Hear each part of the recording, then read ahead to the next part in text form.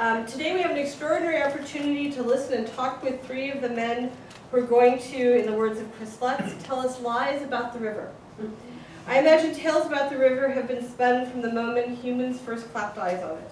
True stories, stories of fish that got longer with each telling, not so true stories, stories of whaling, stories of the first peoples to encounter the Hudson River, stories of the men and women who lived on the river and worked it, stories that are lost, and the stories you will hear today of the history and experiences unique to this river that flows through our lives. These three men, John Mylod, Tom Lake, and Chris Lutz, have several things in common. There's actually no tradition of shad fishing in their families, yet they became shad fishermen among other things. They are among the last commercial fishermen on the Hudson River. Their love of the Hudson River is boundless. And as this old saying goes, what they have forgotten about working the river is more than most of us will ever know, but as Chris just said, they're still learning. So I'm actually going to start off and give them a prompt, which probably is not needed, but I'm going to do it anyway, and ask them each just to tell us about their first commercial experience, fishing experience on the river. So I'm just going to hand it over to these gentlemen.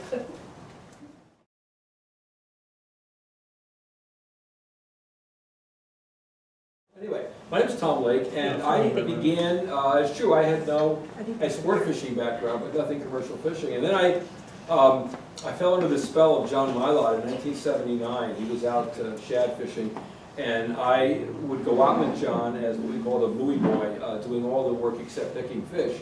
Do a lot of rowing and a lot of those kinds of things. Of course, I also went along to give him a hard time because I'd be tagging and releasing striped bass all the time, which gave John no end of angst from that activity.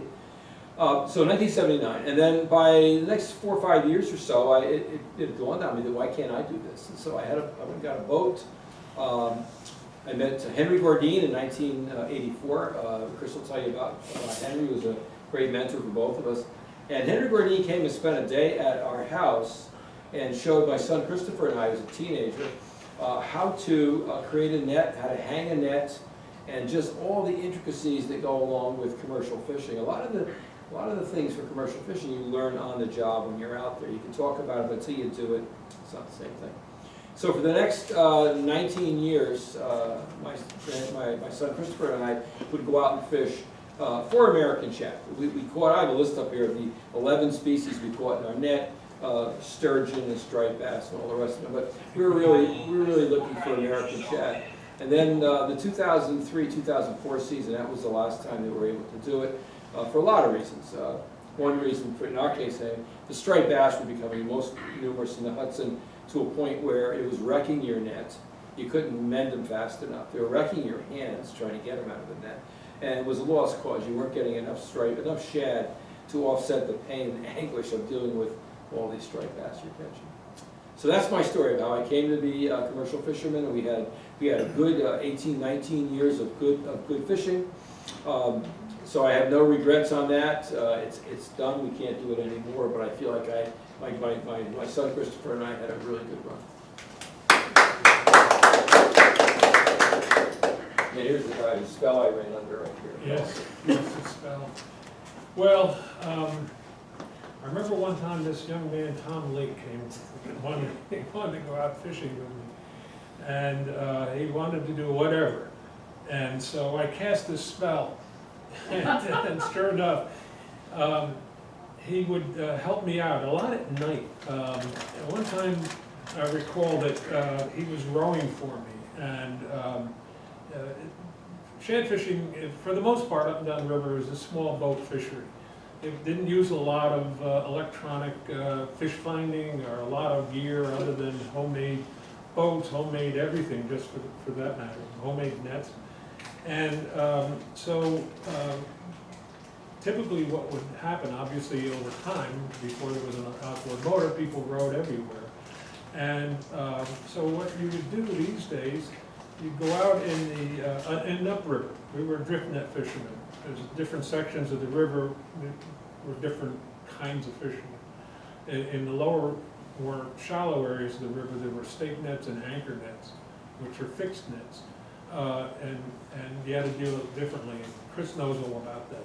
Tom and I were upriver, deeper water, and we're drift net fishing, which meant, and that was the tradition up here. You put the net in the water and you drifted with the current in the direction that it was going. And then you got to know it pretty well and would time it correctly for what you were trying to do.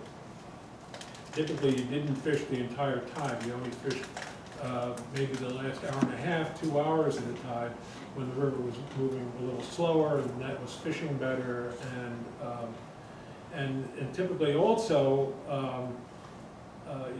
fishermen would spend a fair amount of time at the waterfront because they lived near it, or their shack was near it, and they didn't have anything else to do, so they would time the tide with a mark in the sand, and when the tide started coming back up at a certain point, the next day they know what time to throw the net in, or the next tide they would know when the water was at a certain point, based on a stick or a big dig into the sand with their heel. And but because we were doing other things, we used tide and current charts. And at least I, as a member of the MT Net company, used tide and current charts, so that we would, because we were doing other things and we were away from the river, and we didn't really have time to spend that much at the river's edge to do the traditional way of figuring it out. We would look at the chart, figure an hour and a half roughly after slack water, and in terms of the ebb tide and whatnot, and wait for slack water rather. And so we would do it that way, which doesn't tell me about Tom yet, but it reminded me of a time back in 1980. Things were very busy where I was working, and a certain amount of tension in the air, and caused I was fired. And so, but it was a Saturday night, and my partner and I, whose name was Bud Shuden, he is the T of the MT Net company. You thought I was meaning something else, didn't you?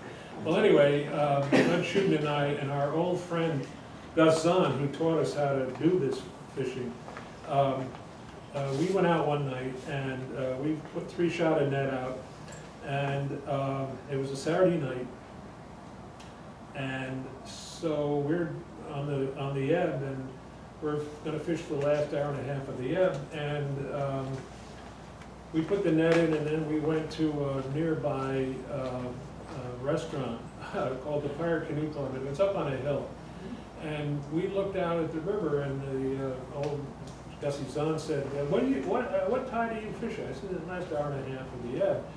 And he said, well, no, I could be wrong, he said. He's a fellow who'd been fishing all of his life. He was now 90.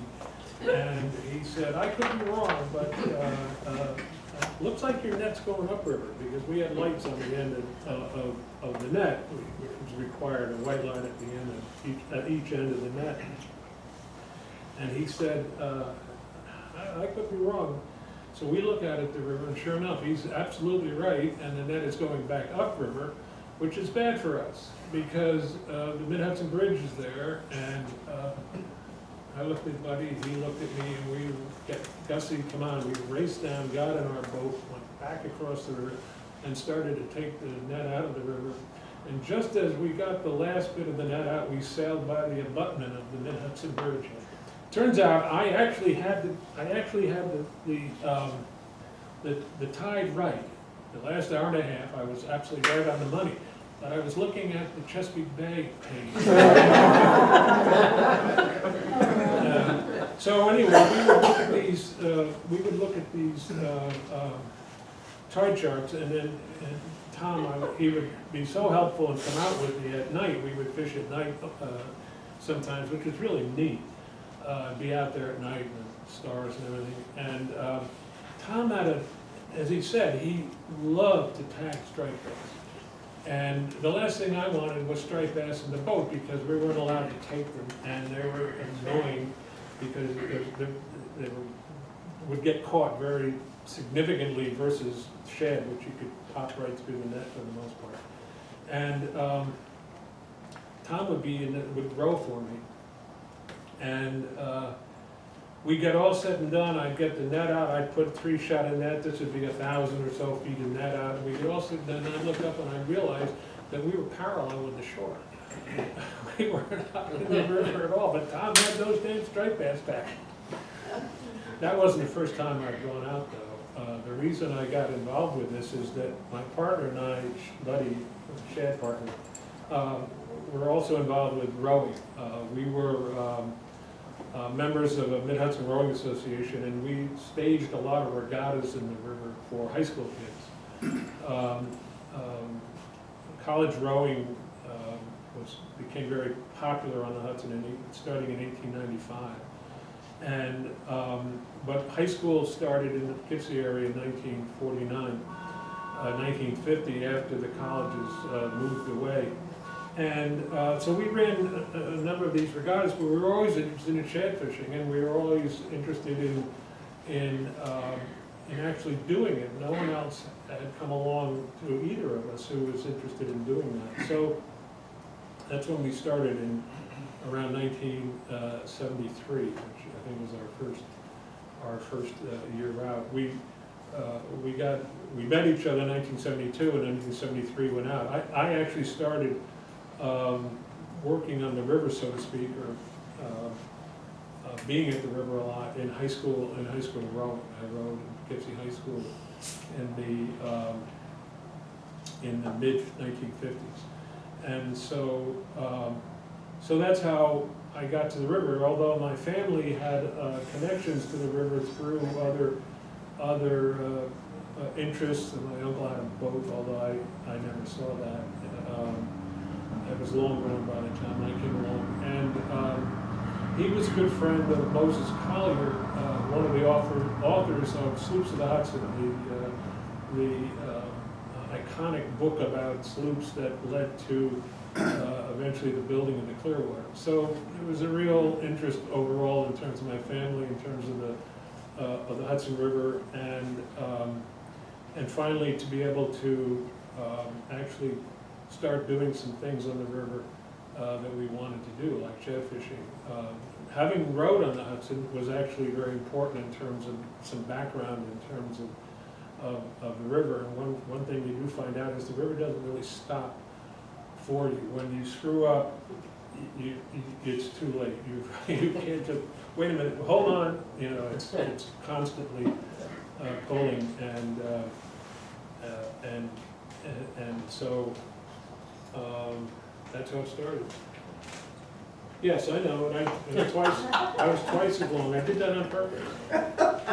Chris, if I could, You're in trouble, folks.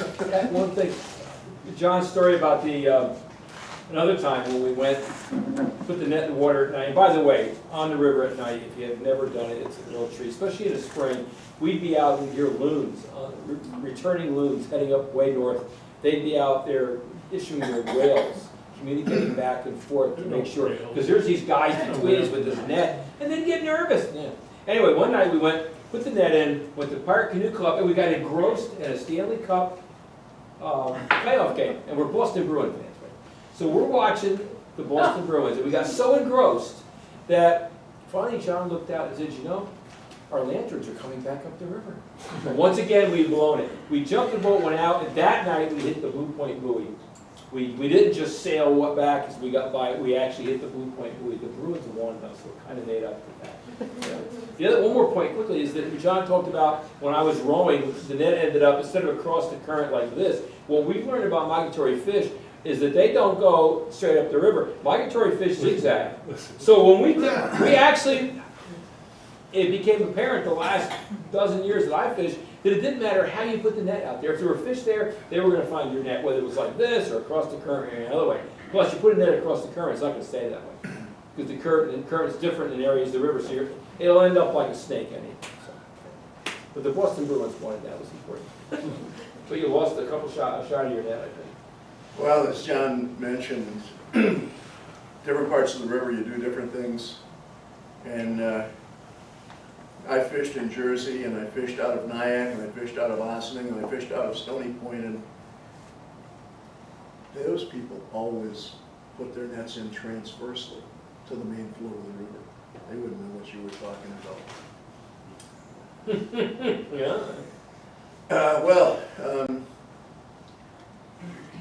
I went to school in Michigan after a stint in the Navy, and the first Earth Day happened in 1970, as I recall. And a month later, I had my hands on a graduate degree with the ink still wet. And I had, for once in my life, I was in the right place at the right time. Right after Earth Day, and I had a master's degree in outdoor education and field biology. I had offers from all across the country. And I went to my good friend and my major professor, and I said, what do I do?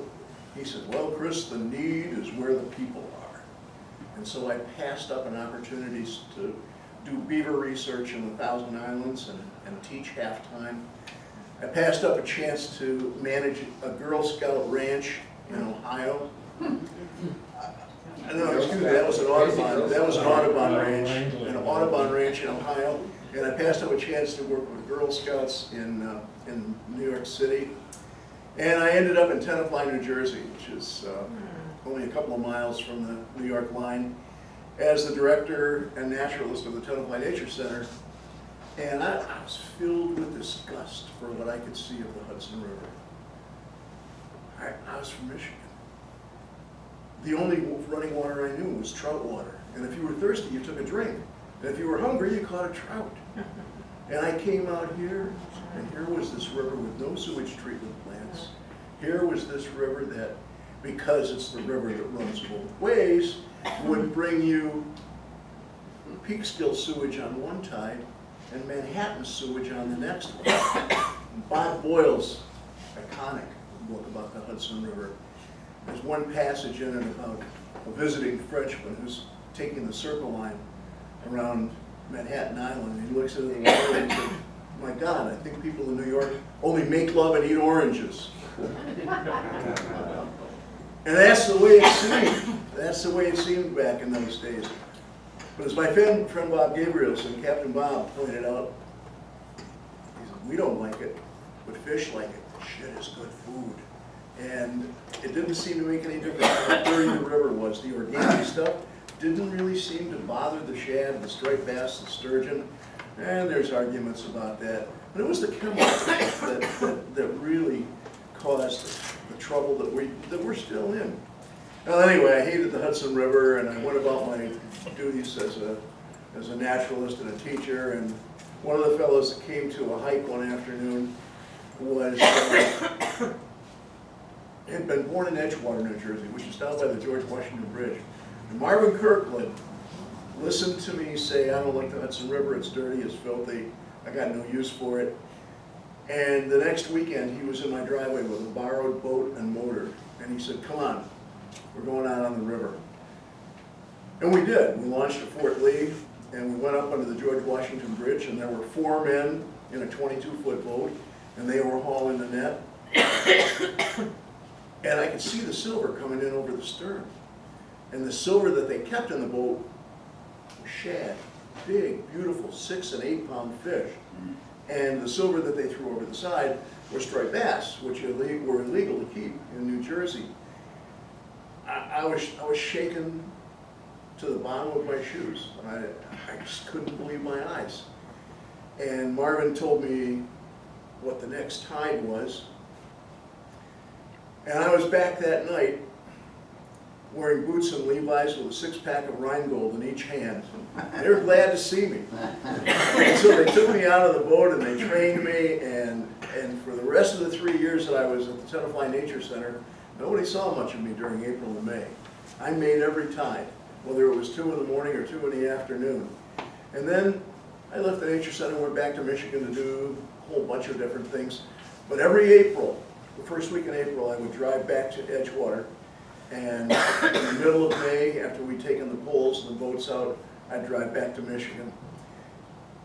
And I came back to the Hudson Valley. I came back to work on Clearwater, as a matter of fact. This is interesting. We got Steve Stan, the former Clearwater Director of Education, sitting back here. And so I came back to work on Clearwater, but after several years, I left that and I started fishing my way north. I fished with Captain Bob Gabrielson in Nyack. I went back and fished with Ron Ingold under the George Washington Bridge. Then Bob Gabrielson in Nyack, Henry Gordine in Ossining, across the river to Haverstraw to fish with the Road family. And then I finally ended up in Verplank. And I really never looked back. It was all I ever wanted to do, was be on the river and to teach on the river. I was inoculated somehow and I went from hate and disgust in my first months in the Hudson River Valley to, I don't even know if love is the right word, but passion certainly fits. Undying enthusiasm certainly fits. And somehow you get a curiosity that's never satisfied. We were saying earlier, you never go to the river without learning something new. You never go without finding something that you didn't know before. Maybe the best thing to do, if you have questions, it might be easier for us to respond if we have something to aim at. Yeah, how come there's no Shad Festival anymore? Well, shad are no longer, they're off the table. We're not allowed to take shad, rod and reel or net or anything else. And so if you're talking about shad from the Hudson River, they're just not available anymore. The stocks were greatly reduced by overfishing. And ironically, not overfishing necessarily from the Hudson River, but from ocean fishing, offshore fishing. We used to call it the intercept fishery. In the Hudson River, we had a lift period, we couldn't put nets in, we had gear restrictions, all those kinds of things. Offshore, along the Atlantic coast, you could fish 24 hours a day, 7 days a week. You could use a net a mile long if you wanted, no lift period. And so a lot of the fish coming back to the Hudson, the Connecticut River, the Delaware River, they were intercepted before they got back here. So each year, DEC goes out and does a survey this time of the year to see how many baby shad are being produced, among other fish.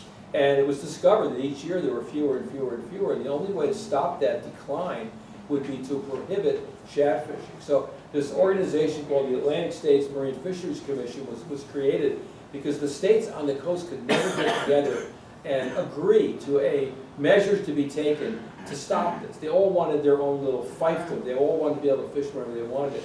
So the federal government came and said, okay, we're going to take the American shad, and coast-wide we're going to make it, in most cases, prohibited. Almost striped bass and weak fish and a lot of other fish as well. So the answer to your question, we just don't have them anymore. There are places where you can get shad in the Carolinas in the spring, but it's cost prohibitive to get them up here for shad bait. We've been doing on-river shad baits that have morphed into steelhead trout baits for 35 years. Chris, myself, and others for 35 years now. And so we can't get the shad anymore, but the idea of a festival, we still do that. Right now we're doing one in Beacon for the Strawberry Festival. The last 3 years I think we did the Strawberry Festival in Beacon. Same idea, just on the planks are steelhead fillets, not shad fillets. But it's because of the population decline. Is it coming back at all? Well, I would say, we have to talk to somebody from the fisheries, whether or not, they call it indices, young of the year stock indices. The DEC fisheries, we have nobody here from them today, but they might be able to say yes or no, and maybe too soon. Things like this take a while to build up. Sturgeon's another example, where they were also, they're an endangered species, our two-species sturgeon, endangered species. No fishing for them either, and so we have hopes that over time striped bass have come back very nicely because they're no longer allowed to fish. I have friends in the herring fishery, which is largely through April and May, and they used to incidentally catch enough shad to keep all of us happy. The two men that I've talked to down in the Westchester Rockland area tell me they've only seen one shad in the last 3 years. The shad was a tremendously important fish in the history of the Hudson Valley. Bob Boyle maintained that it wasn't just overfishing, that it was death by 1,000 cuts. The demise of the shad, when we started graphing the downhill slide, and it was precipitous, was in the mid-'80s, and that coincided with the arrival of the zebra mussel in the Hudson Valley. And the Institute of Ecosystem Studies in Millwood says that by the time the river gets to peak skill, it's been filtered at least once through zebra mussels. Well, as it turns out, baby shad, juvenile shad, feed on zooplankton, and that's what the zebra mussels eat. So zebra mussels, zooplankton dropped by something like 78% in the first 2 years that the zebras were here. That coincided with what we call the intercept fishery. And those were wonderful edible shad, mostly from the Hudson, from Delaware, the Hudson, and the Connecticut. And they were being sold for cat food. They were being sold for lobster bait. And at the same time, the offshore salmon fisheries, salmon farms, were burgeoning. And the Gulf of Maine was filled with hundreds and hundreds, probably thousands of acres of salmon farms. Well, every pound of salmon that comes to the fish market has consumed at least 3 pounds of little shiny fish. And so, I don't think it's ever been proved, but I've got strong suspicions that they were feeding the salmon whatever was cheapest and easiest to catch. And our herring stocks and our shad stocks spend the summer in the Gulf of Maine. That's where they feed, they circle around, and as the water temperature drops in the fall, they drop down the stream. So, who knows? And at the same time, bald eagles proliferated. Yeah, but you know, I mentioned the intercept fishery, so did Chris. We also think, I mean, those of us who think about these things, that the recovery of the striped bass has been a big issue. We have a much more robust striped bass population. Yeah, I was gonna say that. Yeah, many people think that when the baby shad head to the sea in the fall time, they've got to run this gauntlet of hungry striped bass. Yet this spring, when you put nets in the river, it's anecdotal, but we're catching a lot of baby shad. How many of those that we catch in the highlands make it to the sea? We don't know. So, Well, I was seeing what happened with striped bass. There was a giant crash of striped bass, and the federal government put in, or the United States Marine Fisheries put in a moratorium in a way. You couldn't catch anything under, I think it was 34 inches on the striped bass. It's a pretty good sized fish. And the reason was, in the Chesapeake and other places, they were catching them and selling them at 14 inches, and you know the fish hasn't really had a chance to spawn. So they put in this big limit so that there would be at least some spawning and more spawning. And so and it was hugely successful. And I said to a fisheries guy at DEC one time, I said, well, when they did that, did they think about the other species? No, really focused on trying to recover the striped bass because it was such an important recreational fish. And so in terms of the empty net company, as we saw our shad start to decline, we saw our striped bass start to go up. Because when we first started fishing for shad, we caught very, very few striped bass. But in the late 80s and 90s, our shad are going like this, but the striped bass are going like that. And it got to a point where we had to completely change our method of fishing for shad. We would fish a gill net like this. This is a smaller one. This is a herring net, but the same principle with a buoy up on top and a lead and a bottom line 20 or 10, 12 feet down, and then the whole mess being 20 feet below the surface of the river, down where the fish were. So we stopped that. We had to go to the surface fishing, where the buoy here would be right up on top of the river, and our net would only be down about 10 or 12 feet. And we caught fewer shad, but we also, for the most part, caught fewer striped bass, because we didn't want to be taking striped bass, both because we didn't want to be killing them. Many times we didn't, they would just swim away. But we didn't want to have to deal with them. They're much worse than they tear your net, tear your hands, and everything. We didn't want them. But the recreational people want them. And so the state catered to the recreational fishermen up and down from the Chesapeake north. There's still a shad run in the Connecticut River. It's not banned in the Connecticut. They've also documented in the Connecticut River on several different replicated studies that, that big stripers eat a lot of adult shad, believe it or not. Not gigantic shad, but a lot of adult shad. And so, you know, power plants kill a lot of shad, fingerlings and eggs, power plant, striped bass eat them. Striped bass eat a lot of blue crabs. I'm one of the few commercial blue crab fishermen on the Hudson River. And so, in the 90s, mid-90s, I was catching a lot of blue crabs, huge number of blue crabs, and that's dropped off. I'm probably the only one north of Croton who fishes for blue crabs, seriously. That is to say, seriously fishes for them. I'm not making it. And we use, I use these regular all-night soakers. They attach this to a bottom line and put it in the river, and it'll stay there until the end of October, when I get around to actually taking them out for the winter. I tie them to a bottom line which stays in the river, and then I have certain places along the shore I look to as a benchmark to see where they are.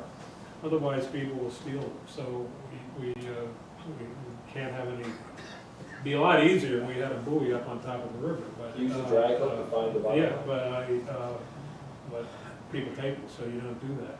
Would be immensely easier to do it having a buoy. When Captain Gabrielson used to pull up a pot that was empty, he'd say, well, looks like we've been getting a little help. Yeah, yeah.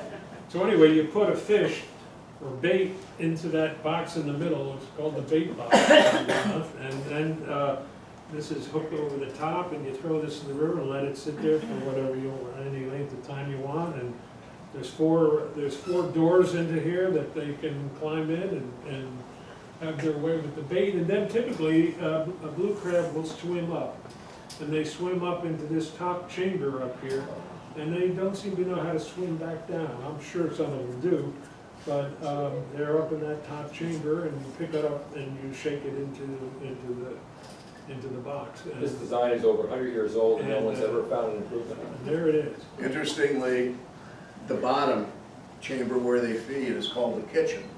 And when they swim up to the upper chamber, they're in the parlor. Just back, just for a second to the striped bass, it got so in the early 2000s when we would put our net out, we would hold our breath. We'd throw it out, 1,000 foot, you throw it out. Because there were times when you throw your net out, and before you got the entire net in the water, the net would disappear. And it would be all rolled up with striped bass. So that's what really stopped a lot of us from fishing. There was just too much of a chance that you'd lose the net, and you'd spend hours picking striped bass out of your net. I've often thought that if they hadn't closed the shad fishery, the bass would have put us out of business within just a couple of years. It was, yeah, for one thing, made you sick to your stomach to throw 20 and 30-pound bass back. You weren't allowed to keep them. Couldn't take one home for dinner, but the gill plates on those bass would slice your hand to the bone. And they've got spiny dorsal fins, and on a big bass, the spines could be several inches long. It just wasn't fun. Just wasn't fun. By the way, we have a lot of gear up here. A lot of it's just gear we've used, a few utilitarian tools we use to shad fish and all. So if you have questions about any of that, or questions on anything. Now here's something you don't see every day. We've forgotten how important the fisheries of the Hudson are. This is an eel spear. So-called spear, but the intention was never to pierce the eel with these tines.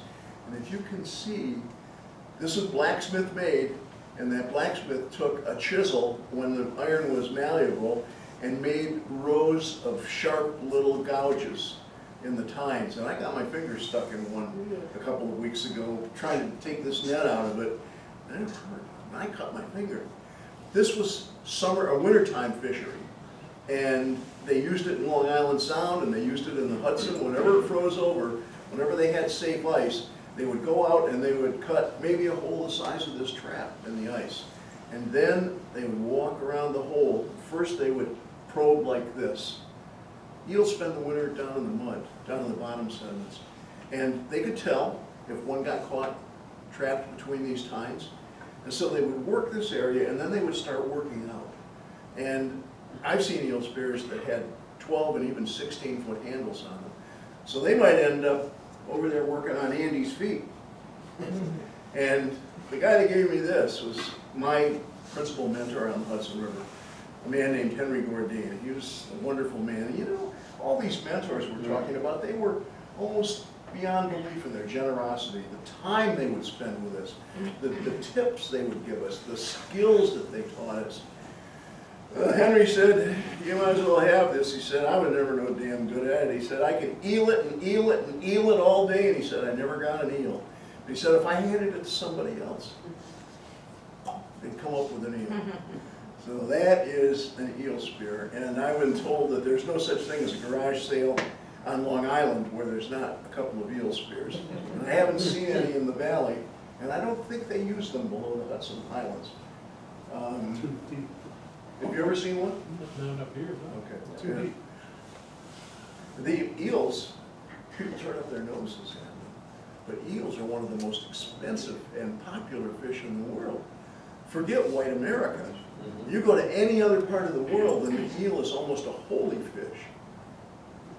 They cost a huge amount of money. And we export our eels. I think it's still legal to take elvers in Maine. Glass eels, Glass eels. Yep. Yep. $2,000 a pound. And up to $4,000 a pound in some years. Yeah. So the Maine natives, and it used to be coastwise from the Carolinas north, they go out at night with lanterns and they dip these tiny little glass eels, called glass eels because you can spread them on your hand and see your fingerprints right through them. $2,000 to a pound, and Korea and China and Japan and Formosa will buy every single one they can get.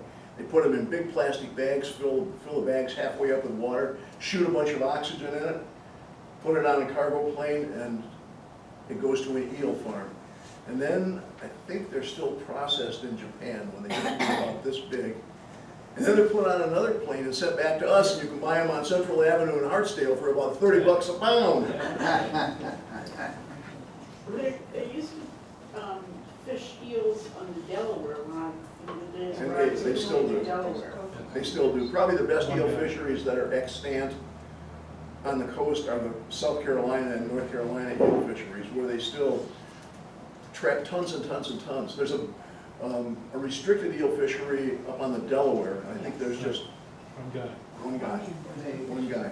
And they still do it with they build basically. Those weirs, well, the Carolina, I didn't bring a pot today, but they build a round pot up to 3 inches long, or 3 feet long, and it's same principle as this. There's a funnel that goes into it, you put your bait in there, then there's another funnel, and when they swim through that, they're in the parlor, and you can pretty much assume that they're yours. And the apertures in the hardware cloth are probably less than ½ an inch. But Henry Gordine had one set of pots that he would fish only in September and October. And when the first big storm, the first big rainy period hits from the middle of August all the way up into October, the first hurricane, the eels, apparently, the adult eels can feel the barometric pressure change, and they swarm out of every tributary all the way up into the Adirondack Mountains. They come out of the Mohawk, and they're headed downstream. So Henry had pots out there that had apertures about 1.25 inches. And all the little eels would swim in and swim out again, no problem. And what he was after were the big silver eels, the big adult females that, who knows, were 30, 40 years old in some cases, weighed several pounds, and they called them silver eels because when they got farther down the river, they would start metamorphosizing into what they had to be to survive a deep water passage to the Bermuda Triangle. And so their eyes would get much larger and they would turn blue. The skin on their backs would turn sort of a silver gray, and the belly skin would turn pure white, and they would just be loaded with fat. And when I laid a couple of those on the grate of my Weber grill, you could hear them sizzle. And I tried to keep the temperature down, and the vent closed, and after about ½ an hour, 45 minutes, the back door would open, and my wife would come out and she would say, "Are they ready yet? Are they ready yet?" And that's how good they were. They were absolutely fantastic. Yeah, Well, you mentioned, I'm sorry, when I was a kid, I worked in a fish store and it was pool, we had a pool of eels. And the way we used to kill them is we put them in an electric box, and it would stun them. And then, you know, we'd get a cleaver and chop them up. But that's what we would do. We thought it was kind of humane in those days, we'd stun them. And then, you know, it doesn't matter. You know. Well, the Carolina fishermen use Prince Albert in a can, and the tobacco kills them. Everybody north of Chesapeake Bay, as far as I know, uses rock salt. And you've got a bucket or a tub or a tank of eels, and depending on how many you've got, you throw in a couple of pounds of rock salt. That pulls the mucus out of the skins. Eels are slimy. It helps you get in and out of tight places. Pulls the mucus out of the skin, and they die. They're not happy about it. They need the electric box. More made for eels. Oh, go ahead, Jim. No, this is going in quite an unusual direction. Let's go the shotgun approach. Well, I know, to follow up on generosity, in terms of mentors, our empty net comment. Our mentor was a guy named Gasson. He, when we talked to people on the river and when we saw him down there, he had a shack on this side of the river, which was a common practice. There would be these seasonal shacks. Actually, in Poughkeepsie, there was something, they had a part of the waterfront that was called Shad Run, R-O-W, and there were many shacks along, but that was the more upscale area of the shad fishing waterfront. Poughkeepsie condoned that until they wanted to build a sewage treatment plant, and then they needed that property, so they kicked all the guys out. And Gus went downriver, and there was a little stream and a well point down there, and there'd been a shad shack down there for 100 years. It had grown over, you know, been reclaimed, grown over. So my partner and I, we reclaimed it, and then Gussie helped us understand how to make the net, how to have the boat, how to go about it. And then he said, I'm not going to go out with you. You have to go out and figure it out yourself. I'm not going to go on the river because you have to learn that. And there was another fisherman there, a family,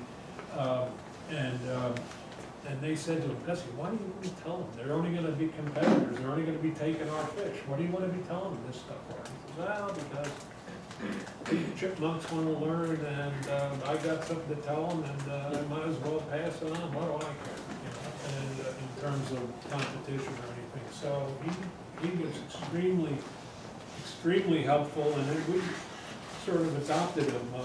He would go out in the boat with us. His wife had passed away, and all he had to do was go down and say, Gus, come on, we're going out in the boat. He'd say, wait, let me get a hat. And that's all he needed was a hat, and he was gone. And we would hang out down at the river, take him to the pirate club, and take him out fishing with us. He was out with us when we caught sturgeon. We were fishing for a research project in 1976. A man was tagging sturgeon on the river, and then they would tagging them with tagging them generally, but also with a tag that could be followed electronically. What am I trying to say? Satellite tag, or you know, they electronic tag. They had. Radio. He could. That's right. Yeah, radio signal. Anyway, we caught this very large sturgeon, 7 feet 4¼ inches, as I remember, and 170 pounds. Used to be 1 1/4 inch. No, 4¼ it was a 4½ at one point, but I cut it back. You know. Anyway, we caught one large female and then 2 60-pound males at the same time, and then we made halters and put them on these fish and tied them to a cable and left them in the river overnight so that they would survive. And he came the next day, and he took an electric drill and he drilled a hole through the side of one of these scutes on the fish, and put on this electronic signal, and returned it to the river. That was in June the 10th, actually. And this never had that much of an impression on me, did it? June the 10th, 7 feet, 4 1/4 inches. Anyway, on the 4th of July, 1976 was op sale. And the fish, of course, had come in and spawned, and it was on its way back out the river, and this scientist named Goebel was following it in a houseboat. And so on the 4th of July, there were all the tall ships and military ships, and the vice president was in town, and meanwhile, underneath the surface of the water was this big fish on its way out. And Goebel called the Navy or the Coast Guard, I don't know which, and said, "I just want to inform you that there is a large fish emitting a signal at so many kilohertz or something." Not a torpedo. Huh? It's not a torpedo. And just wanted you to know that they said, get off the air and stay off the air. That was the end of that. And that fish went in the ocean, and it was thought that a female doesn't come back for 3 years. Well, this one came back in 2 years, and the guy in Verplank caught it and sold it. Yeah, that's a good point. All of us have gone through this. As soon as we think we have a pretty good handle on something to do with fish in the Hudson River, we discover that what we thought we knew was probably not correct. An example is we have this idea of when fish leave and when they come back, and they don't seem to read the literature. In your many years of tagging fish, Yeah. how far north did you get returns and how far south? Well, I had sturgeon I've tagged in the river that have gone as far south as the York River in Virginia, a couple times. Sturgeon as far north as Cape Cod. Striped bass north of Cape Cod up near New Hampshire, and striped bass from the Hudson River that have traveled as far south as the Carolinas, North Carolina, South Carolina. And the value, the payback for this isn't just you get something in the mail that says you got a return. Is that when you're an educator, you're teaching, you can speak of the contribution of this river to the entire coast. I know when we first started doing this, we compartmentalized everything. There's New York State, there's New Jersey, there's Connecticut.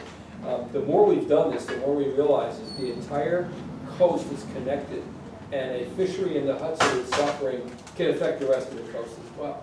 If our fish are somewhere else and they're getting a bad time, well, it's going to affect the Hudson River. So it's that. So what we think we know about fish, Chris made the point that we learn something every day.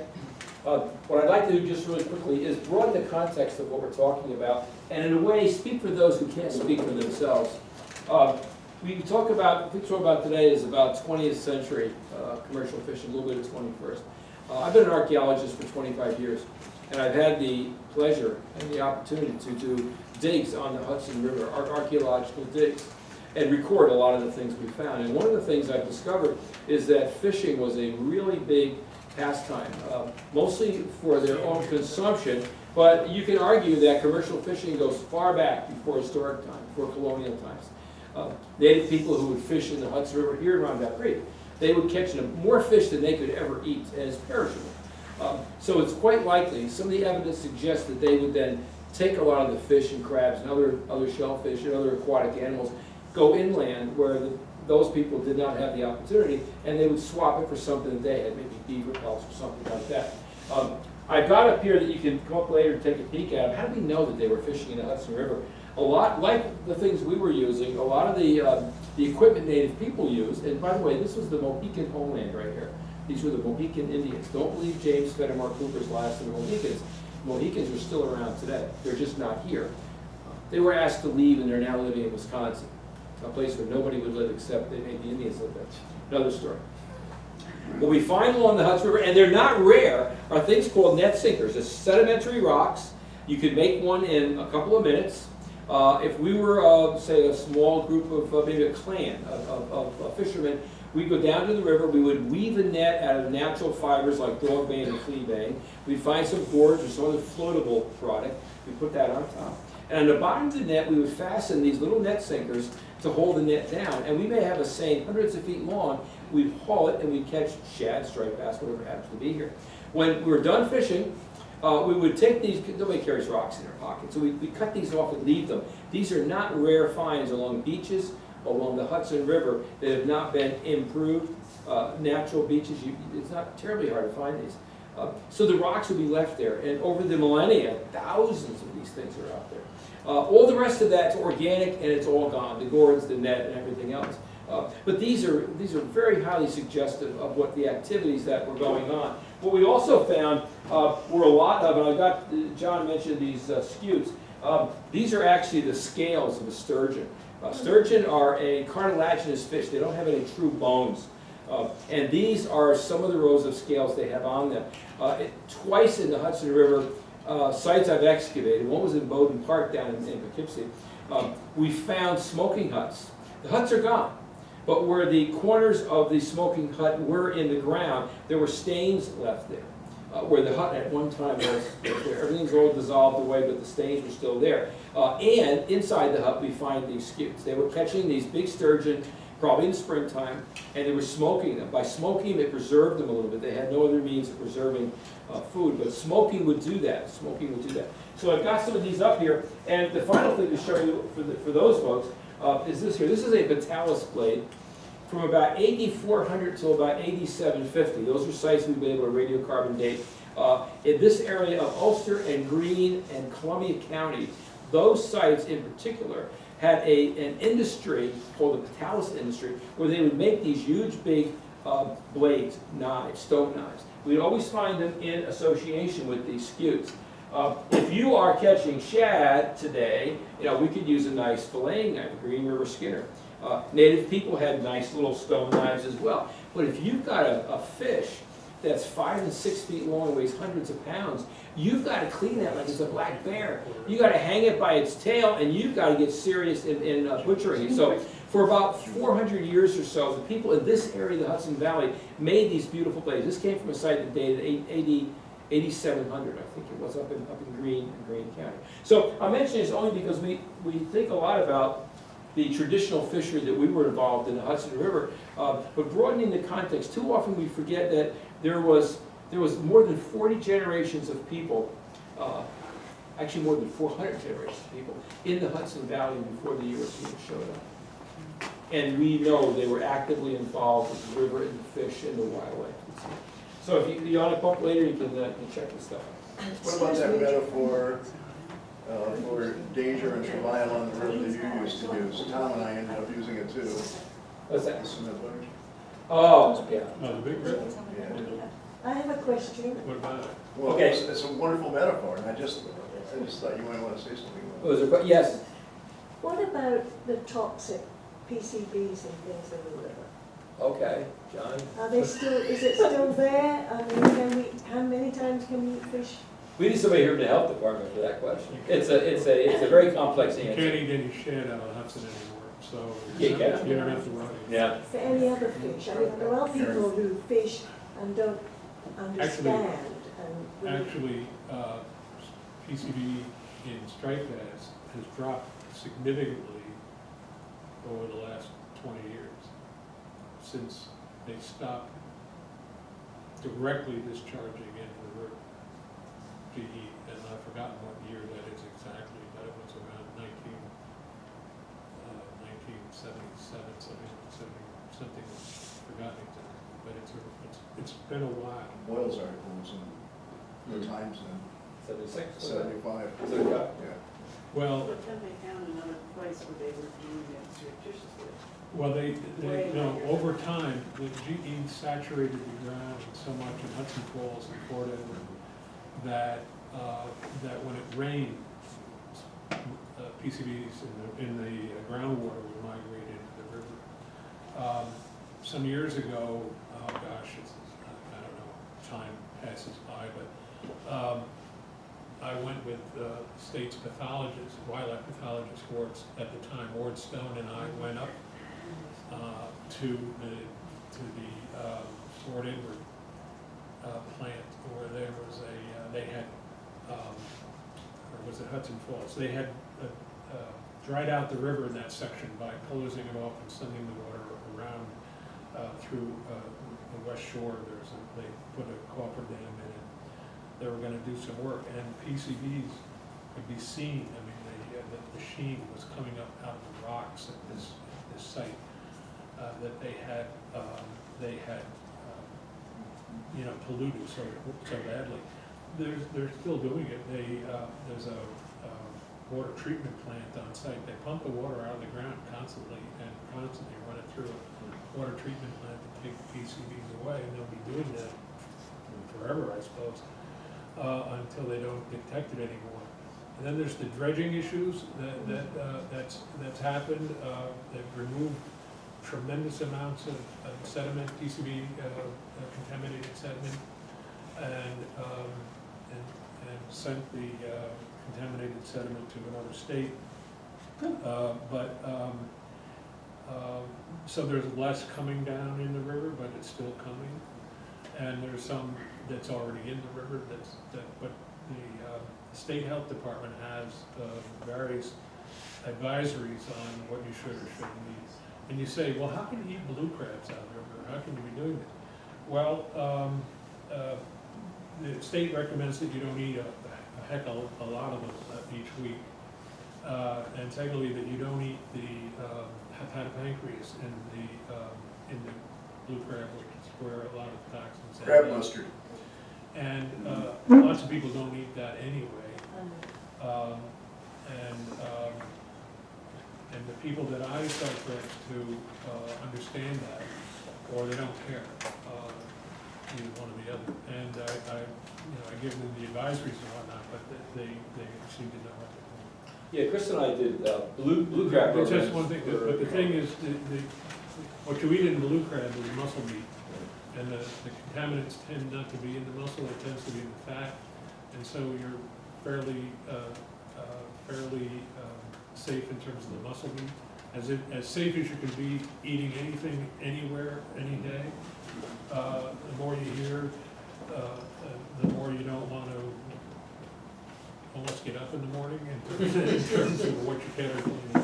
Well, the best answer to your question would have been, we're not qualified to answer that. That would have been the safest thing. So we don't ignore what I answer. just said, by the way. Well, no, it's true. That's not For the best example, the blue crab, we've been doing blue crabs for a long time on the Hudson, and there's an easy thing to do. You steam your blue crabs.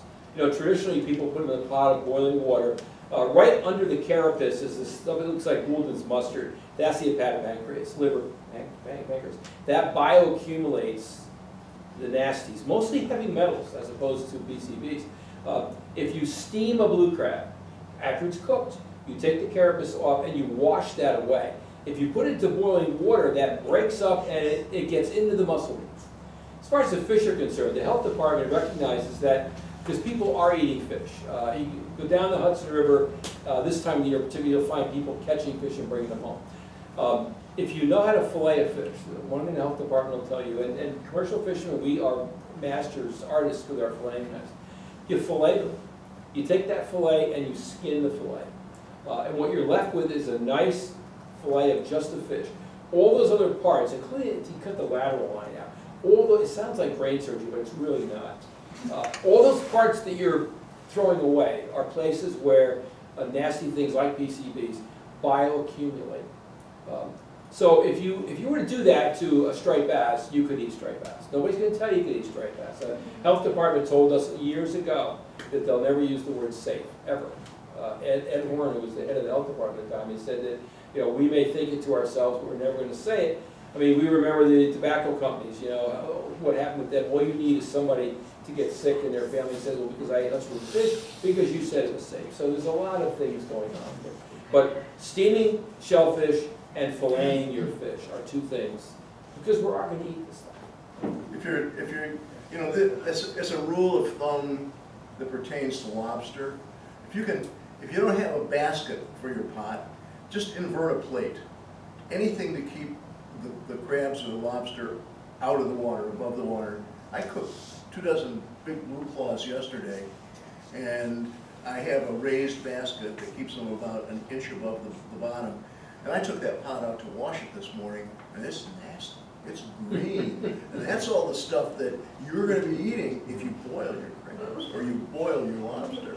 And as far as the fish are concerned, if you eat smaller fish, they're going to have less of the bad stuff in them. Like Tom said, skin them, cut the red meat off, and I'm very much inclined to poach fish. or to put them on the grill, but what you don't want to do with any fish that's suspect is put it in a frying pan. You want to get rid of oils. And so that's too bad, because there's all that good stuff in oils, omega-3, but you're better safe than sorry. So we have a question back here, and then we'll go to the one in front. So, this young lady. Hi, I actually have more of a comment. I'm a staff attorney at Riverkeeper working on the PCBs issue right now. I'm not sure what the crab advisories are, but right now for fish, it's one fish meal. They don't specify which type of fish. Some are worse than others, and some are better than others, like the smaller fish. It's one fish meal per month if you are a man, and if you're a woman over 50. So no children and no women under 50 are supposed to be eating the fatty tissues of the fish. And also there's a public comment period right now underway on the dredging work that they completed for the cleanup of the PCBs in the Hudson, and you can submit comments online right now at EPA. You can go to riverkeeper.org/PCBs or scenicHudson.org/PCBs for tons more information.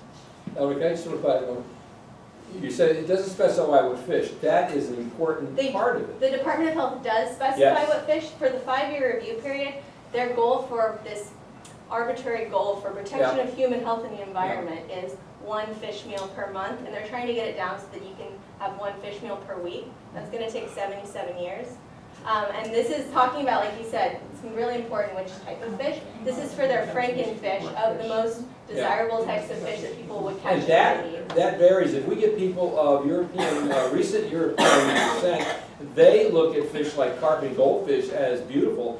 Carp and goldfish tend to bioaccumulate these things at a much greater rate. Herring and shad, health departments never had an issue with herring and shad. So with those, one meal a week probably wouldn't apply to them.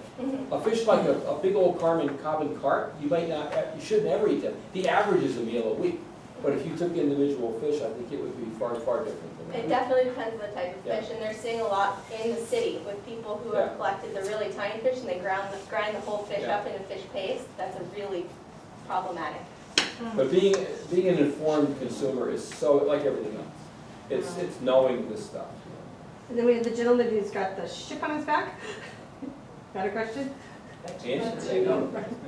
All right, my question is, about 20 years ago, my kids and I, we canoe kayak up the creek here, and there's a sandbar quite a ways up, and we would catch blue crabs. Now, how far up, my question here really is, how far up the river are blue crabs migrating, and what's the reason for them getting further and further north? We've actually taken blue crabs all the Global way. warming. We've taken blue crabs all the way to the federal dam in Troy. And who knows, people may have found them over the Troy Dam. You know, this is fresh water up here. Doesn't matter. It doesn't matter. It doesn't matter. The blue crab can live in full salt, full fresh. I think if you took one out of here and dropped it at Coney Island, it might not like that. It may not be able to make that transition so quickly. But they can, in fact, live in fresher salt. There's other things that are far more important to them, water temperature, the food.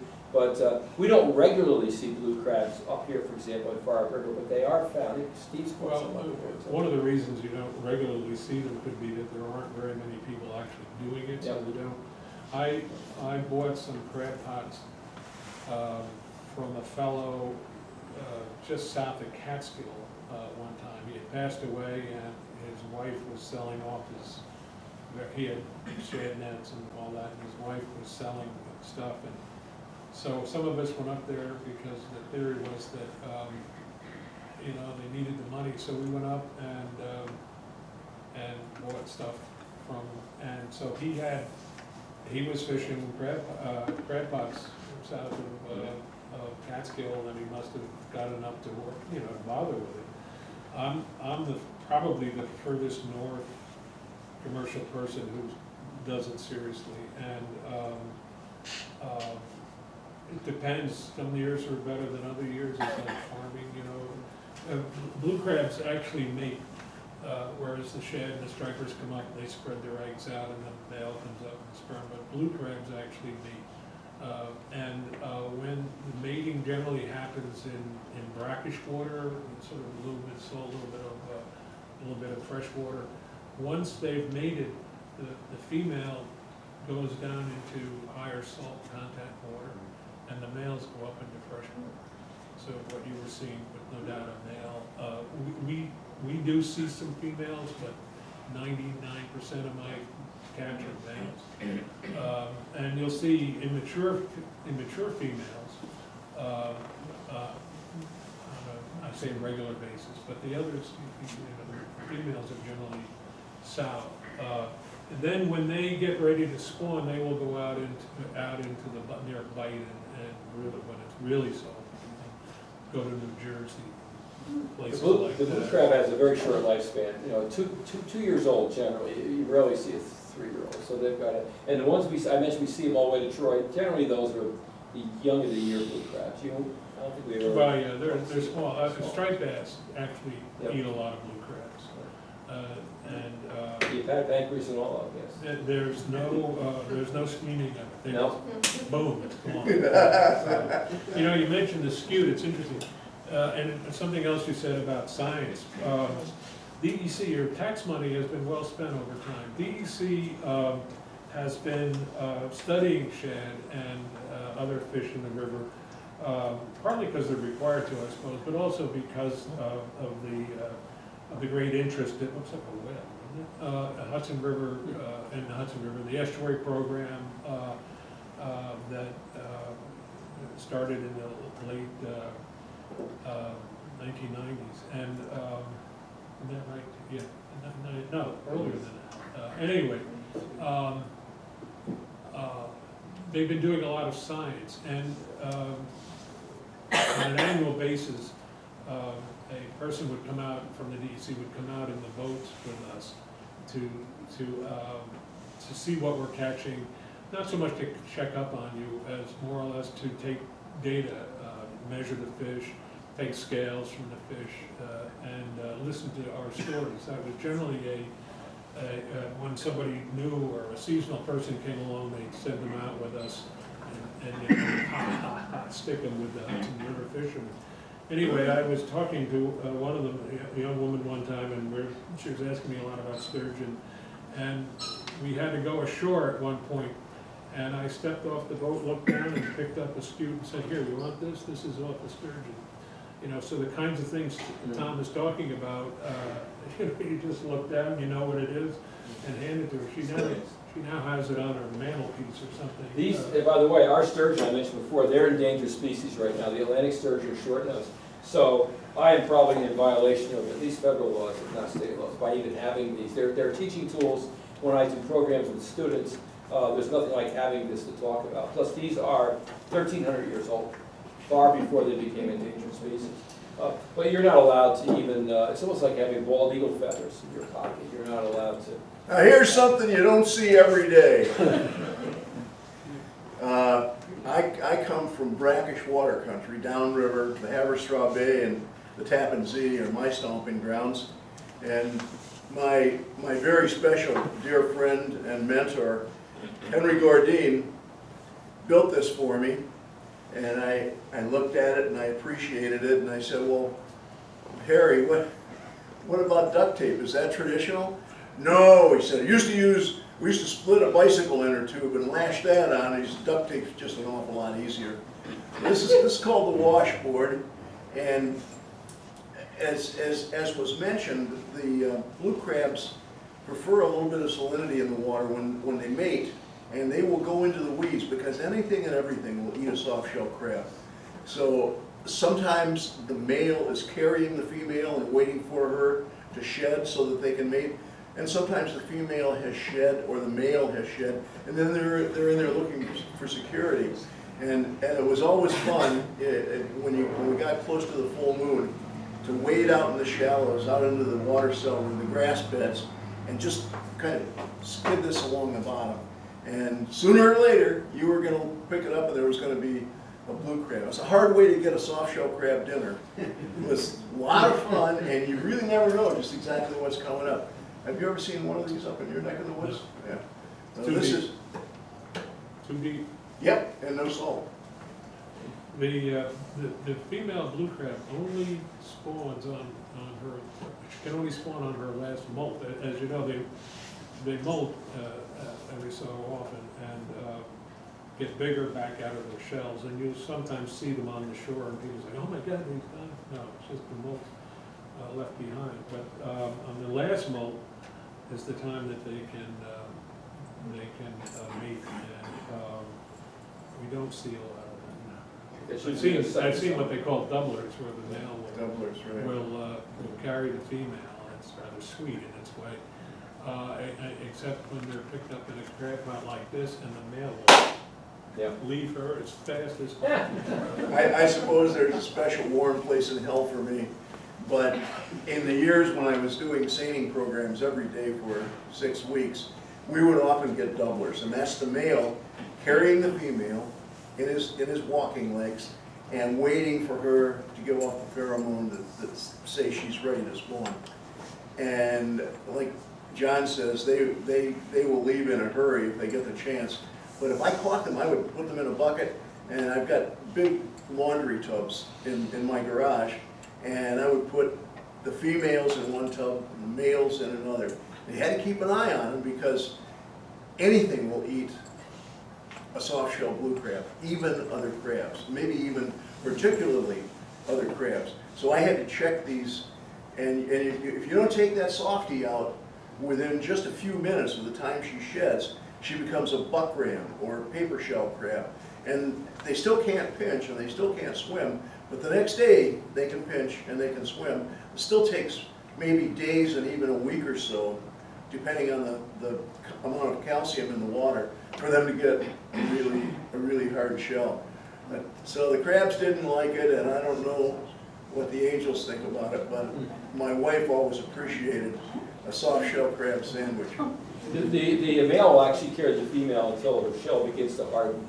They're not completely heartless. If you really are interested in blue crabs, the classic all time was William Warner's Beautiful Swimmers. It's about the Chesapeake, but it's the same name. But William Warner's Beautiful Swimmers. It's like reading poetry, even though it's not poetry. It's just absolutely gorgeous. So maybe a mention of my favorite shad book too, which is called The Founding Fish by an author, John McPhee.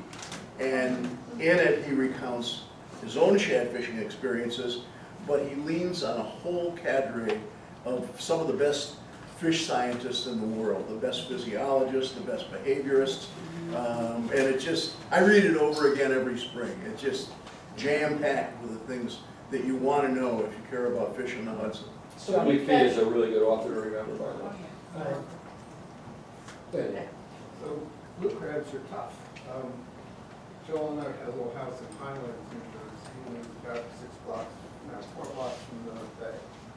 And one day we had to go out to dig up, but it was had to dig up something in the garden. And I hit something hard with the trowel. And I flipped it over, and at first I thought it was a gigantic spider. I had no idea. So it was a blue crab. I picked it up and put it in a bucket and thought about it for a while. I mean, we are 4 blocks from the bed. And the soil was, I guess, wet enough to have enough oxygen. This thing was just kind of...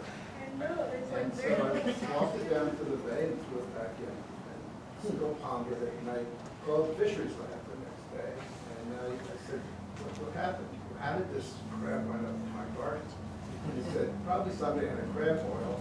This one jumped out of the pot and scurried across his yard into yours and buried himself in the wettest soil we could find. But it was astounding how, we have no idea how long that crab was there. Well, it's a good thing it didn't get under the floorboards of your boat, because nothing stinks like a dead crab. By the way, the blue crab's been around for hundreds of millions of years, and the crab has. And they're survivors because they can breathe dissolved oxygen in the water, and they can also assimilate atmospheric oxygen. And when you've got that going for you, you're going to survive. When you catch crabs in that thing, are they soft shells, hard shells? Hard shells. So what do? Throw them out? And, I mean, how do you get soft shells? Those are ones you eat, right? Or do you Soft shells, well, you have to wait for them to molt and back out of the shell, and it's at that point. Now, when you find them in the stores, that there's industry, there's folks in the Chesapeake who have these giant pond in their garage, flat, you know, not very deep. And when they can see on the crab when he's gonna then throw them in that. Okay, so when you get them out of there, you gotta put them someplace and wait until they molt. No, I don't But you deal could. with, I don't deal with shorts, with Yeah. short. No, crabbers can look at the joints on a blue crab, and when they begin to get a little white where the joints come together, that's an indication they're about ready to molt. Yeah. And you can take them home and put them in a wet newspaper and put them in the refrigerator, and they'll probably molt. The crabbers that work soft crabs in Delaware Bay and Chesapeake Bay, they have hundreds of yards of what they call flats, and they're basically wooden boxes, and they're only about that deep. And they have electric light bulbs hanging over them, because if a crab is a soft shell for just a few minutes, somebody's gonna say, hey, let's go over to Jimmy's house and have lunch. So they have to work those floats constantly. A lot of times it's the crabber's wife or kids that do that, because they're busy crabbing all the time. And so that's how you get those nice, neat boxes of soft shell crabs, and that's why they cost an arm and a leg. Right. Labor intensive. The Speaking crabs of, actually have to be in water. And if you like, take them out of water, if they'll. you like a nice mouthful of what to me is like cellophane, you can eat the whole thing. I want to just change directions. You brought up boxes before everybody showed up. You were talking about the wood boxes that you used to use, Chris, and versus the plastic ones, and you were telling the story about searching for boxes. Well, the fish markets used to like the fish to come in, back in the 70s and early 80s. They would come in wooden boxes with wood tops to them. And so you would have X number of shad in there. Theoretically, it would weigh 50 pounds. And Chris had more than that, but you would weigh it and throw some ice on it and ship it or take it to the fishmonger. And so, as Chris was talking about Henry Gordine, you were always looking for something that you didn't actually pay for. You were always trying to find either making something or finding it. And then when I would go to meetings in New York City and South Street and other places like that, the Fulton Fish Market was right next to the South Street Seaport Museum. And at certain times of the day or evening, you'd spot a box over along the side of the road and say, wait, I've got to get that, you know, put it in the box. Now, I have no sense of smell. So anybody else who was carpooling or something like that had to put up with this fish box all the way back to Poughkeepsie. And that's when you say, well, how can you be a fisherman with no sense of smell? Didn't you just say that? Because that means I am so desperate to move these 7 fish. foot 4 inches. I am so desperate to move these fish as fast as possible so that they're as fresh as possible, so that nobody comes back to me and says, I got sick from that terrible fish you sold me. So having no sense of smell in this case is a benefit. There's other clues too, and they may be useful to you. If the eyes are full and glassy, if the gills are bright red, if you can push your finger down into the flesh on the fish's side and it springs back, fresh fish. Even John can't smell it. I mean, even I can't smell it. A good point we sort of talked about here is where our fish go. Chris in the lower river, the people he worked with and in his own, would go to Fulton Market in Manhattan. And John, you might have sent some of yours there, but a lot of your fishing was local. No, but I also, there was a guy, it was a godsend. He operated an old Carvel it's an old fast food place. Had gone out of business, and he put a fish market in there, and he was out of Westchester. And he had a guy running it, and so he would take everything we brought him, and we would sometimes bring him, hundreds and hundreds and hundreds of fish. We'd have to weigh them, place in a bag, and then put them back in the box, and then send them to. He would take them to the Fulton Market. It was great because we were catching a lot of fish, and we didn't have to deal with them. In terms of evolution, it went from the wooden box to plastic wraps, and now they're cardboard boxes. You buy flat and you have to put them all back together, but they're now cardboard boxes. So, and in terms of the science, going back to the sturgeon, or the shad rather, and well, both of them, it's really neat. They will tag a sturgeon in the river. The sturgeon will go out of the river. They have monitors on the various buoys. They know when the fish went by. It's almost like you have the tag on the bottom of the Cheerios, you know, and run it across the scanner in the market. Fish goes by the buoy, they know when that happens. He swims out to the ocean. He's down in South Carolina, and all of a sudden, boom, the data goes up to the surface, and the woman in New Paltz can read where the fish is, everything about the fish. Amazing. The other, we were talking about fish. And then the one time I got that big one, 7 feet, around that 7 feet, yeah. That just had that one little tag, and you had to follow it in the river. Now, you don't even have We used to send to our leave your fish, desk. one of the tricks of getting the best price on shad, at least for what we did, we would send our fish to Cape Cod, ahead of the run. The idea was sending your fish ahead of the run. When I would send my fish to Cape Cod, the markets out there, they had not, the shad weren't up there yet. And so we would get some really, really good, some good prices. But I know by the end of the season, what was Bobby Gables to get a nickel a pound or something? I don't think we ever went less than 35 cents a pound. Really? In the last few years, he called the market and said, I'm not even putting a net in the water for less than $1 a pound. And when you stop giving me $1 a pound, the nets come out. But up until then, we might get, I was way down by the George Washington Bridge, so we got the first fish that came in to the Hudson. We would start out with $1.35 or $1.25 a pound. And then as soon as we had more fish than, say, 300 or 400 pounds, the price would drop to $1, and by the end of the season, it was 35 cents a pound. It hardly pays to handle fish for that. By the time you pay your help, you're actually working at a deficit. Shad was so plentiful in the 19th century that New York City passed a law that you could not serve your help in your house. You could not serve them shad more than 6 days a week. Yeah, they had off on Sundays. If you've ever had shad off a hickory plank, if you've ever had Tom or John smoked shad, if you've ever had my pickled shad, you wouldn't mind 6 days a week. At the end of every shad season, I used to have withdrawal symptoms. Shad roe for breakfast, shad sandwich for lunch, shad snacks all day. Shad spread. Shad spread, yeah. You know, John the made it. very best there is. Wonderful. Shad spread. MT Yes. that company. Where can we get a really good fish meal around here? Galletta. What time of the year? Yeah. Just generic fish? Now, today. New Paltz.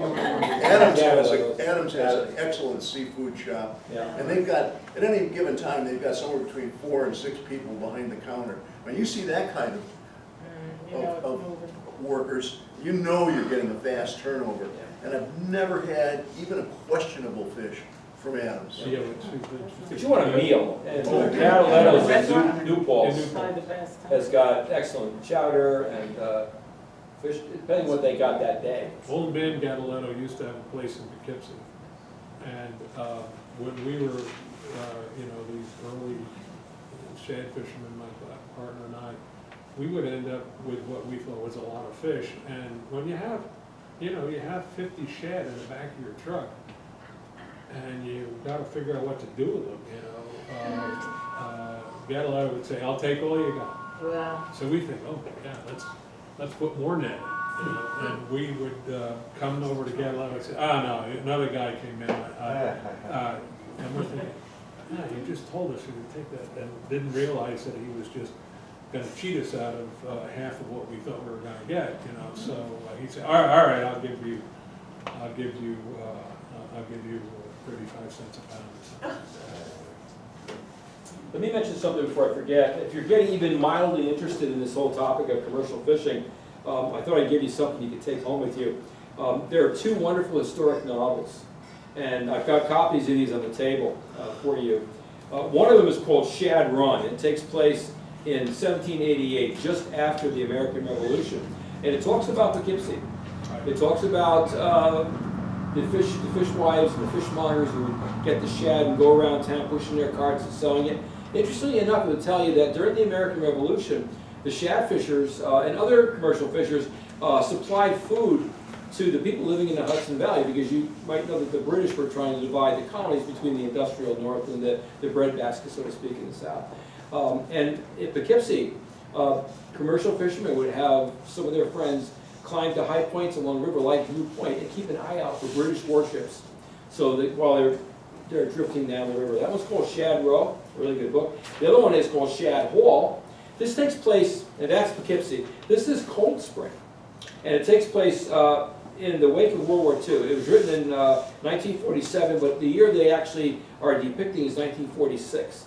A veteran just home from the war is working in a lumber yard down the you can still see the lumber yard. Well, I guess it's not there anymore. On the waterfront at Cold Spring, two seniors at Haldane High School. They don't call it Haldane, but it's Haldane High School. They come down the river one day. They befriend this veteran who's going to be a commercial fisherman, had been doing some commercial fishing. He takes these two young guys under his wing, teaches them how to shad fish, what to do, what not to do, times to go, and he teaches them all those extra things. That it's not just a physical activity, but there's so much more to it than that than just going out and catching the fish. And they learn to appreciate drifting in that. They were drifters in the shadow of Storm King Mountain with Breakneck Bridge and Mount Taurus there and all. So these are two historical novels, and they're really, really interesting. It's the kind of book you almost can't put that much story in. But there's copies of these on the table out there. So if we're going to talk a little history, could each of you talk about your mentors and tell a story? Tell us about Henry. Henry Gordy from Ossining. There was never a time from the time he was 7 years old when he didn't want to be a fisherman. He was a master carpenter. When the shad started running, he'd say, I left my hammer hanging in the air, collected my time, and I went fishing. And he ran one of the better operations. He was a stake net fisherman, which meant that he drove 30-foot locust and white oak poles down into the bottom of the river, hung his nets on those across the current. He didn't know that. The other way wasn't. And he had at any given time maybe as many as 12.5 men working for him. Now, there were women in the fishery too, but back in those days it was mostly men and boys. He had a bunkhouse down on the river. He hired a cook, and he liked to say, we sat down at the table, there was a pound of butter on each end and one in the middle. And he fished back during the 20s and the 30s and through the 40s and into the 50s. Fished a long, long time on the Hudson River. He built everything, made everything that he had. He told me once that he thought he'd built well over 100 shad skiffs in his time on Earth. Right down in his basement now, 15 years after he passed away, that's just festooned the walls, everything from wooden, you didn't bring them. You didn't. Cutty. Oh yeah, there we go. From wooden cutty. He made them by the dozens. He built nets, literally built nets. Some people just hung nets, and they did it the easiest way possible. Henry actually built nets. And he was proud of a time when he got the biggest haul of his life, 14,000 pounds of shad. Wow. It was an 800-foot seine. They called it a haul seine. They had to build a windlass that was 8 feet tall to wind that net in. There was a 1/5 of a mile of head rope on each end of that seine. And so a boat would put out from shore with one end of the seine attached, and they would go out and they would make a big semicircle and bring it in, and then the crew would get on the windlass and start hauling it. This was a huge net. And one day they got 14,000 pounds of shad at 7 tons, and several thousand pounds of sturgeon and striped bass and catfish, probably miscellaneous fish. And when you ask them about that day, well, they had to put them in wooden boxes, and then they had to get them to the Croton train station. He said, and by the time we got done with that, he said, we missed the next tide, and I maintained we would have caught even more fish if we'd made that tide. Well, the day came when the state of New York outlawed haul seines because they were absolutely deadly. And Henry was a man not to be thwarted. He was a man of resolve. He went uptown and bought 5 gallons of kerosene, came back down to the river, cut the sim lines off the net so he could save the corks and save the leads, poured 5 gallons of kerosene on it and touched it off. And he said afterwards they could see the fire in Piermont, they could see it in Nyack, and they could see it in Terrytown. That was Henry's way. That's just exactly what he would have done. But again, the kindness and the generosity of that man was just wonderful. He literally built a boat for me back in my early fishing days. I helped, but it was Henry that did the work.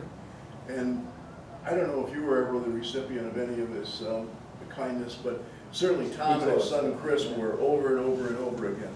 I was the recipient of a lot of his stories. He was so interested in the river from the time he was a wee lad that his mother didn't want him going anywhere down near the river. She was afraid he'd get hurt, and she made him wear a dress so that he would be embarrassed to go down in that area. And he went anyway. And she figured after a while, well, nothing much you can do. And he's that interested in the river, and God bless him. He said after a week there was a piece of that red dress hanging on every fence and every tree in the neighborhood.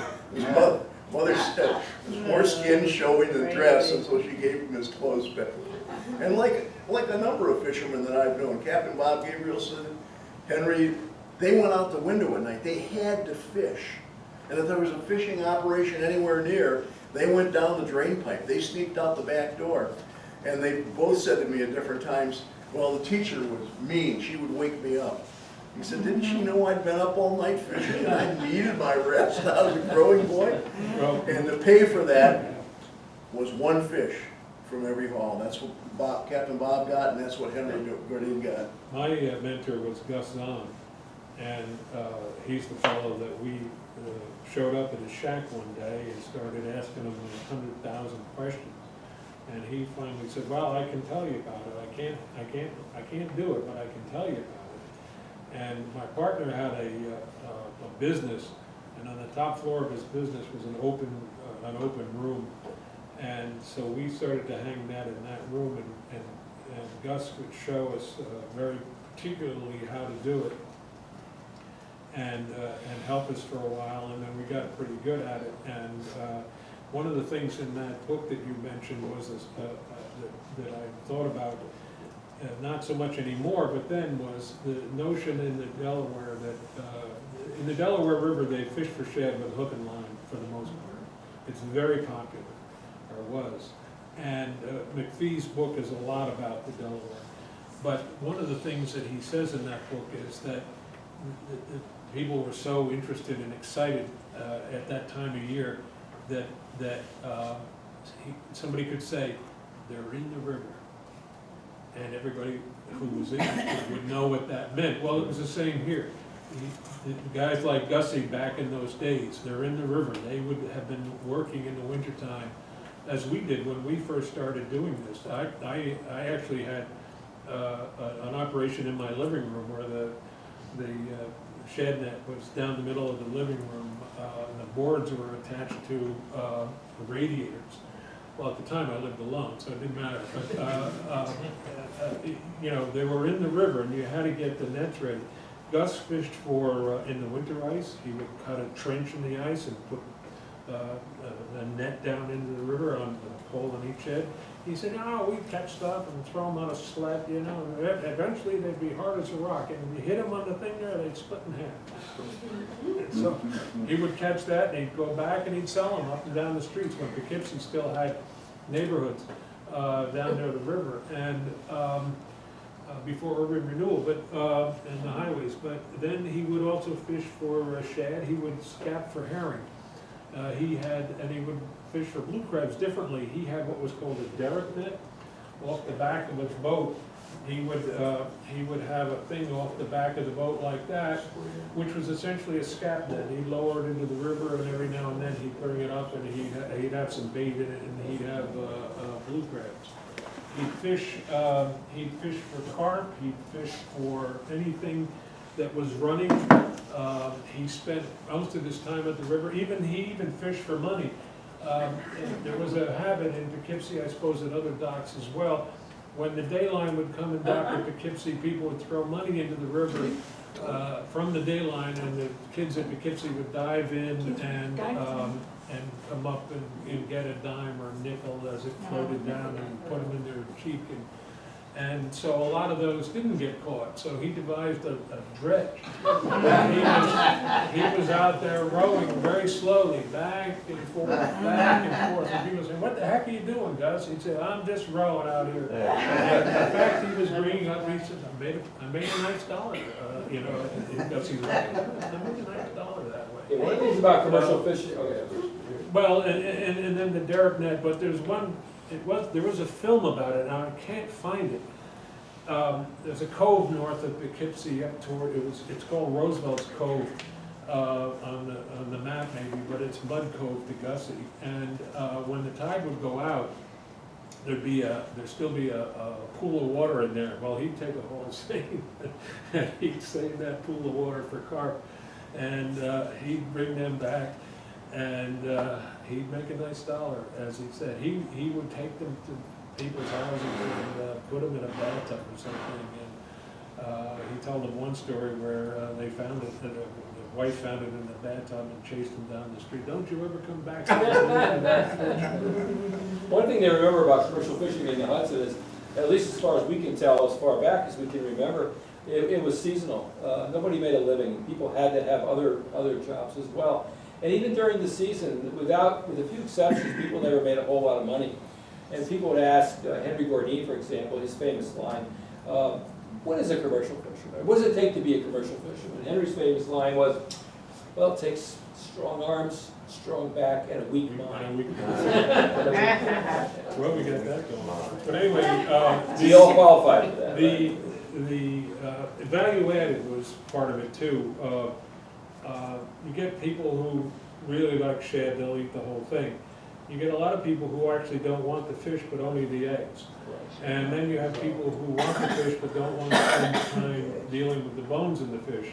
A shad is, as you may know, very bony, and but it's very delicious no matter what. But if you were skilled at boning a shad, you could sell the fish for way more. You got the fish, you got the roe, and then you boned it, Or deboned it. and deboned it in this thing, but it was called boned fish, and that would be a fish that had no bones in it, and so you would then cook it whatever way you wanted to. The state made a video of how to bone it, and I don't know if you can. There may be some still around, I don't know, but it's not easy to do, and the only way you can get good at it is if you have fish. And we didn't ever do it because we never had the fish that you could practice on and then ruin and throw it away. So we were always reluctant to do that. And but anyway, if you're interested and want to learn how to bone shad, the state has a video that you can. And they did it. I was in the studio the day that film was made, and the two expert shad boners from Fulton Market came up, and they were demonstrating. I went on for an hour or more. The film was going, and they were demonstrating boning the fish. And afterwards, one of them very kindly came out and he said, "You know how to bone?" And I said, "No, I don't. Everybody can fillet a shad, but that's only the first step. Then you got to get those 2 rows of bones in each fillet out, and that takes 7, 8 cuts, and they've got to be precise." So he came around behind me like he was Donald Trump teaching me golf, and he put his arms around mine and he guided my hand through the boning process. And at the end, he took the fillets. At the end of the process, he took the fillets and threw them away. And we went through it again with another pair of fillets, and again he threw them away. And the third time, I must have learned something, because he wrapped it up in parchment paper, which is the way it was done. He said, "You can take these home to Mama." And on the way home, I thought, I have washed bathroom floors and did a good job, but I don't do that anymore. I used to press my pants and iron my shirts, but I don't want to do that anymore. And I don't want to know how to bone shad. That was the last time I ever tried to bone shad. I filleted hundreds after that. but I never tried to bone another one. A question I know is on all your minds is, how many bones are there in an American shad? We talk about how bony they are. One of the most important mentors that all of us ever had was a gentleman named C. Levette Smith. He was the curator of ichthyology at the American Museum of Natural History. Well, Smitty was a wonderful person who shared countless days with us out of Hudson River. So we asked him the question, and Smitty being Smitty, took a shad back to the museum, and he x-rayed it.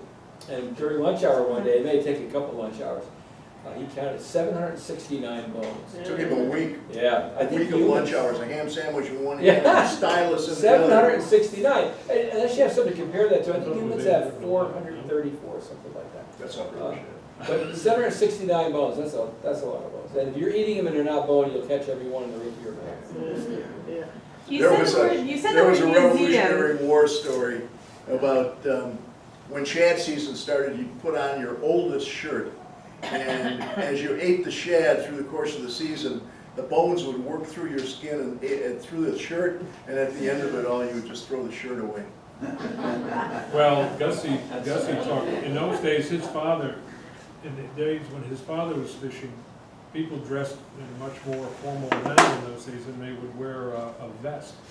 And every shad season, he would cut all the all the buttons off the shad vest, because if you want to know, if you can look at a shad net and it'll get stuck in something. And certainly on the buttons of your shirt or any other thing you have on, you can't have anything or it's going to get stuck. I maintain it would get stuck on the pattern on the rug in my living room, but it'll find something, and they would just cut the buttons off.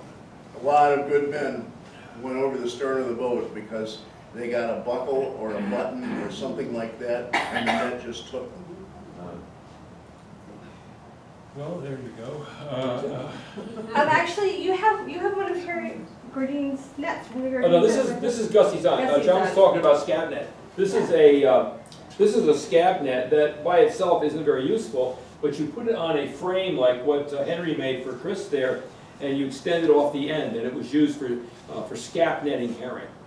A bit of a complex process. You catch one ahead of time, and you sort of put a leash on it, and you put it in the water, called a stoolie, and that would attract other herring, and then when they swam in the net, you lift it up and you catch them. Is that still legal?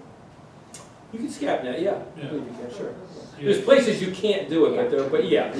Mostly you don't see anybody doing it anymore. No. It was very common in every town up and down the river. And they would see people scapping, and you had a big long pole.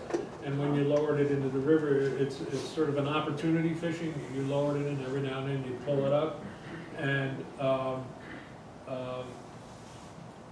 there'd be fish in it.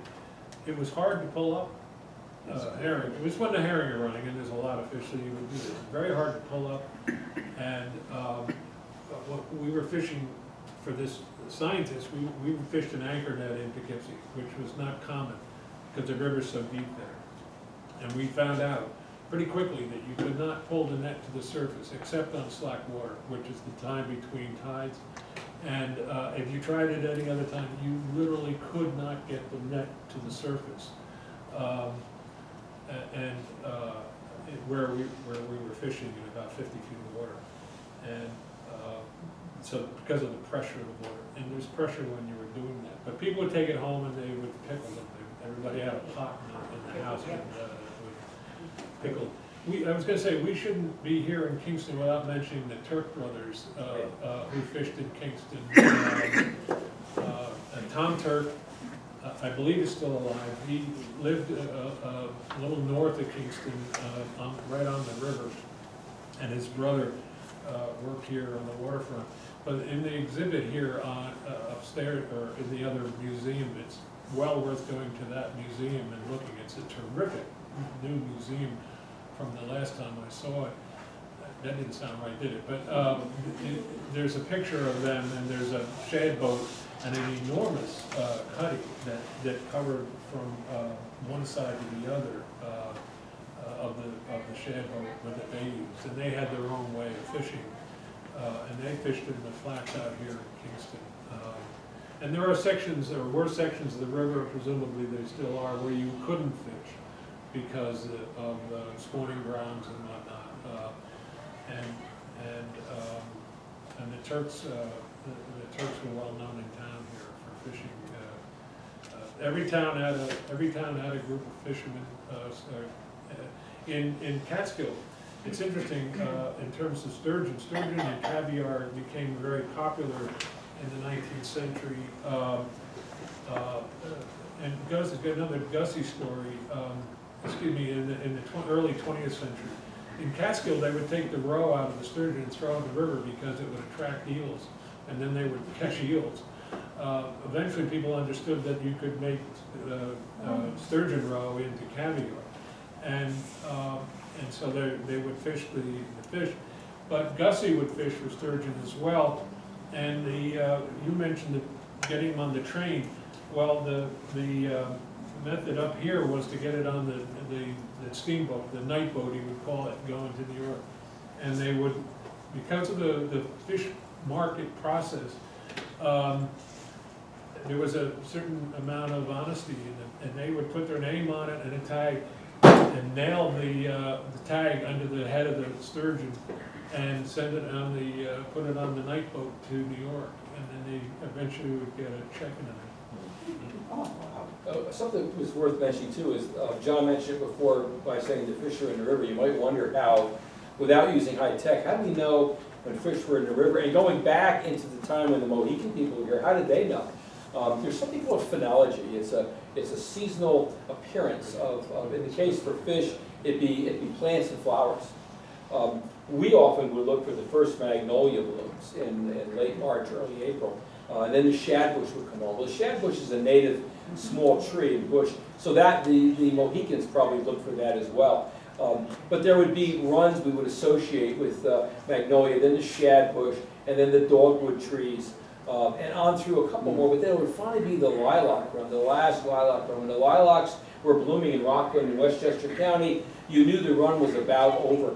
And something we noticed in the last decade or so of shad fishing on the river was that these lilacs began blooming a little bit earlier. And now looking back on it, I wonder if that was a subtle indicator of climate change, flowers blooming earlier. But it still was sort of a note that the run was about over. About over that time. So phenology told us when the fish were. They didn't tell the shad though, but. Well, the land was to bloom the flowers, the water would be warm as well. The shad in the Hudson River were born in the Hudson River, and they would leave the Hudson River. Shad are repeat spawners, where in other warmer border sections of the country, the shad only spawn once. You find them all the way to Florida from Canada. But in the Hudson, they're repeat spawners. So when one spawned, they would leave the river and migrate up the coast and end up in the Gulf of Maine, Bay of Fundy area, and eventually then they would head back to the Carolinas. By then it was time to turn around. They would start to make roe, and they would come back up the river, spawn. They'd poke into the various other rivers and find out it was the wrong river, and then head for the Hudson. And that's why when the intercept fishery came along, those fishermen had fished their other fish, and either they were overfished or they couldn't fish for them anymore for pollution reasons or quota reasons or whatever. And so they would target shad. Nobody really cared about shad on the coast. They had other fish. And so then they targeted shad. Well, because those shad are coming to the Hudson, they didn't come to the Hudson, so there was less spawning, less shad. But it was easy to know because of this cycle that would happen on an annual basis. Spawn, Maine, Carolinas. And they would enter the river, based on water temperature, they would enter the river in springtime, low 40s Fahrenheit. We used to feel, right or wrong, that as each spring tree or shrub bloomed, there was a corresponding run that came up the river. And the runs did vary. You'd have a big run of fish, and you'd fill the boat, and then it would sort of taper off, and it might be a week or 10 days before you got another big run. Well, that was the dogwood run. That was the lilac. And then, I noticed last spring that the dogwood and the lilacs and the cherry blossoms were all blooming at once. It had been eclipsed. That process that used to extend itself over 6 weeks It's now eclipsed into just 2 or 3 weeks. That's August 21. June 10th. August 21. Yeah, you know, it makes a good point, just on the traditional fishing. What we've been talking about here in its entirety is traditional fishing, very low tech. Mostly it's strong arms, strong back, and a weak mind. And we put our nets in the river, John and I particularly, because we were drifters, and we put our net in, and the fish were there, we'd catch them. If they weren't there, we'd go back and try it again tomorrow. If it was not a continuous surge of fish up the river, you'd get a pulse. Today there'd be a pulse of shad. Maybe the next day and a half, 2 days, there'd be almost none. Now the shad fishery doesn't have a pulse. Very well. I was in the river one night fishing by myself. Eli, you can do that. I was fishing by myself, and I was fishing at night tide. You can't do that anymore. I was fishing this kind of top-down net, because in the old days when we were fishing, we were 20 feet below the surface, so boats would go right over top of us. And we would put the net in and let it drift for an hour and a half, so you could go down river and go ashore and sit there and wait for the boat to come. Tom is talking all about the various kinds of things you can find. We were down there skimming rocks, you know, we were just no accounts, you know. And but now I'm fishing up on the top, so boats matter. And I put the net in one night, and I'm going down from Blue Point south, and it's a beautiful evening, and I see way in the distance, I see 2 lights, a red and a green, and a white one up on top. And I think, oh, damn! And it's a ship coming up river, and now I got 800 feet of net out there, and which is the amount that we were allowed. And as it gets closer, I call up. So we went from the old days of a lot of this stuff, go that way, with a flag or your hand or a life jacket. No, go that way, to a radio. So I call up the ship, and I tell them I'm out here. And there's a pause. I said, I got a net in the water. And then it occurs to me I should add fishing net, thinking that I was more descriptive. I got a fishing net in the water here, and I'm off just south of Blue Point, and he's getting closer. He said, "Where I can't." He said, "I got lights on either shore." Well, one of the problems is now there's many lights on the shore. There's lights all over the place. So we are little lanterns on each end of the net.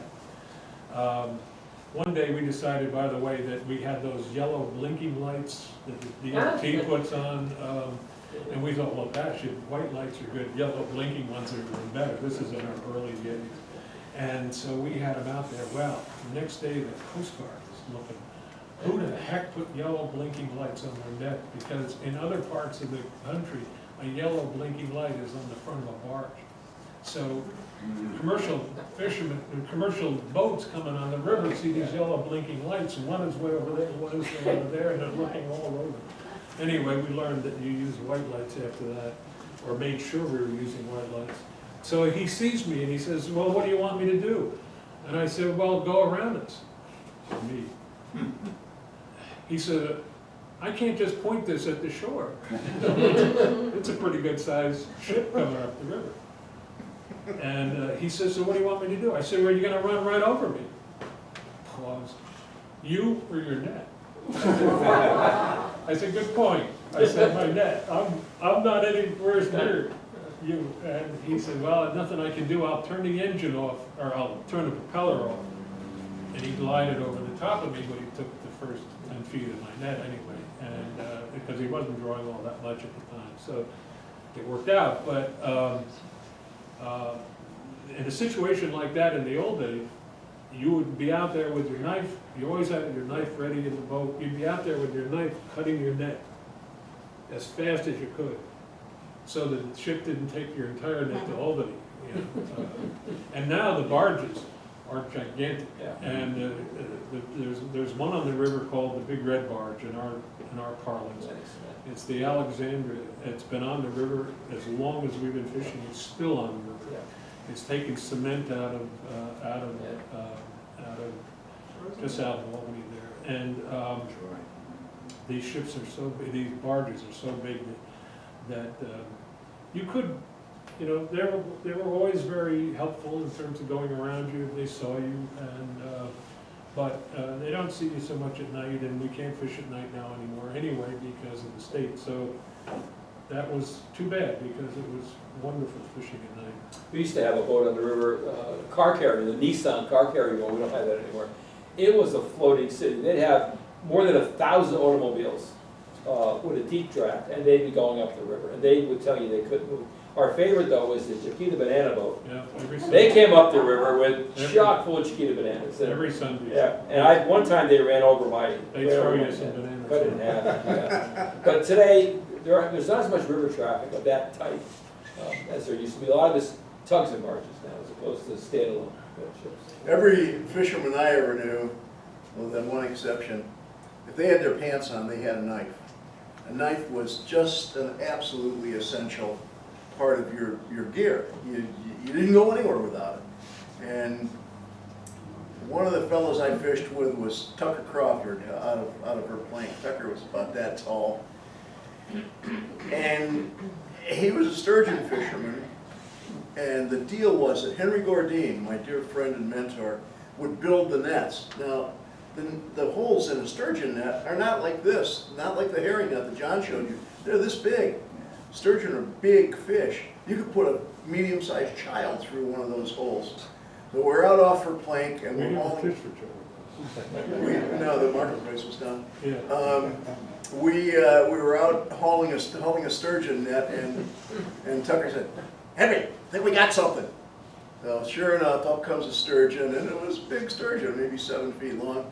Well, the one thing you never did was to rile up a sturgeon. Right. You walked very softly, you spoke very slowly, you didn't make any fast moves, and the trick was first tie the head, then tie the tail, and then get it amidships. And by the time you'd gotten 3 ties on it, fish was yours. So we brought it alongside, very carefully worked the head out. Tucker managed to get a line through the mouth and out the gills, and he tied it to we're not inside the boat, tied it to the gunnel, and the fish was hanging on the outside. Tucker went back to the tail, and he eased the tail up, and he started to make his tie, but the rope was too long. "Henry, got a knife?" Tucker was improvident. He didn't have a knife. No fisherman goes out on the river without a knife. So Henry always had a knife, and it was always razor sharp. So he pulled out his knife and opened it up, and he handed it to Tucker. And Tucker made the cut, laid the knife on the gunnel, made the tie, knocked the knife off. "Henry, got another knife?" Big sturgeon story. Just one quick story on one year my wife and I were out shad fishing, not for sturgeon. And this was one of those days that we actually cherish in hindsight. Storm, unbelievable storm. The rain was coming sideways. 2-3 foot rollers, unbelievable rain, and just really nasty conditions. And our shad net's out there, and all of a sudden the shad net's not there anymore. I think, my God, what's going on? Somebody dragged it down. I thought, maybe it's striped bass. We went over, something heavy. Then we hung it down on the bottom. We haul it up, and it's a sturgeon. Now we had a 16-foot offshore Duranotic, 16 foot. So I haul it up very quietly, very carefully, talking soothing words to this man, big female. I wondered how big she was before I died. So I took her caudal fin and I put it again at this heterocircular tail. I put it on the back of the stern and I brought her along the side, and she was half the length of the boat. She was biggest sturgeon I ever saw, 8 foot long. And she was wrapped up in my shad net. And in the next 10 or 15 minutes, I did exactly what Chris said, mesh by mesh. And she sat there and let me do it. And when the final mesh was clear, without any coaxing at all, she dove to the bottom. And my thought while I'm doing this, I've got 200 foot of net in the boat, 500 foot of net in the river. If this fish is not pleased with what I'm doing, she's going to die. Meanwhile, my wife is as far in the bow as she can get. She is sitting, she's like a bowsprit. She's way up in the front, right? She wasn't no part. The weather was bad now. But if that fish had taken off, I think it would have flipped the boat. Even with life jackets, in those conditions, it would have been really, really bad. So, quite Sturgeon were extremely popular. There's 2 species in the river. The Atlantics, which are these giant ones that come in and spawn, and then the short nose. Right. And they more or less stay in the river, go into the bight, hang around Manhattan at times, and are in the river the whole time. But they're an endangered species also. But sturgeon were caught there was so much sturgeon caught that it got the moniker of Albany beef. They would sell it everywhere. Sturgeon is, by the way, delicious, just beyond the Smoke, particularly. smoked sturgeon is you can't catch them anymore anyway. But we after we did this science project, we didn't catch them, we didn't fish for them anymore because they were kind of neat animals. We didn't want to kill them. The last sturgeon I caught because of the band was in 2009, and it was up off of Germantown. I caught a short nose, and I spent some time taking the fish hook out of its mouth. Quite a long time trying to get the fish hook out of him and let him go. That was the end of that. You had caught him in the net when he had been hooked by a fisherman earlier. Yeah. Henry had a story back in the days when he had that 800-foot haul saying a sturgeon must have been hit by one of the big ships from the Hudson because it had a huge gash in its back, but it was still alive. And Henry looked out at the bite of his net when they started hauling one night, thought it was a tree. So one of his men went out in a rowboat and disentangled the sturgeon and tied it by the head to the stern of the boat, passed a line through its mouth and gills. And their headquarters at that time was up the Croton River. So this fellow, who considered himself to be something of an oarsman, set about rowing the sturgeon up the Hudson River, and he would get just about to what was then the drawbridge over the Croton River, and the sturgeon would decide it wanted to go back out to sea. And it would drag the boat backwards for 100 or 200 yards, and the fellow had his work to do all over again. Now, they finally got it up, and they butchered it. What they did with the meat, I don't know. But one of the skewts, Henry said, was as big as a dessert plate, and they had it around the shanty for a long time and used it for an ashtray. I said, what happened to it? Heavens, I don't know. He said, heavens. What is a scoop? These are actually sturgeon the scales. first thing you have to know is about sturgeons. They've been around for 250 million years. They have all the bells and whistles of a greatly evolved fish. These are actually scales. They're what we call modified scales, not like a shad scale like you see up here. And these, it's just, 250 million years ago, this is how they made scales. The reason we find these in archaeological digs is because they preserve much better than the rest of the fish. They're cartilage, right? But these are the scales of the fish of that era. So, excuse me. That's your question? Any other questions? So actually, to close up, I happen to know that at least 2 of you have specimens in the Museum of Natural History. Yeah, Chris and I over the years have collected a lot of fish that have ended up going to the one-of-a-kinds. One of them happens to be a fish called a ladyfish, which is relative to the tarpon. That's in the American Museum. And there have been others. Remember the time I got 2 fat sleepers in 1 week? Did you know we had a fish called a fat sleeper? It looks like a fat sleeper. About like your finger, and that's all it does. But I caught 2 in 1 week. Yeah. There's a lumpfish. And why is the ladyfish so unusual that it ended up? Well, a lot of the, one of the magical things, the reason Chris Letts and I put a net in the river every time we get an opportunity, we're open to the sea, and things can happen. The Gulf Stream's right out there, so we get a lot of fish whose center of abundance is in faraway places, usually to the south. The ladyfish, for example, if we wanted to get ladyfish, and for certain, we'd probably go to Biscayne Bay or somewhere like that, up from Florida. But the Gulf Stream carries larval fish up, sometimes juveniles, sometimes they are able to make inroads up the coast. So occasionally we get fish in the Hudson River that we just never see. They're tropical fish. And so that's why these were special. These are special. The ladyfish, for example, it might be the only ladyfish that anyone's ever caught in the Hudson. With the what?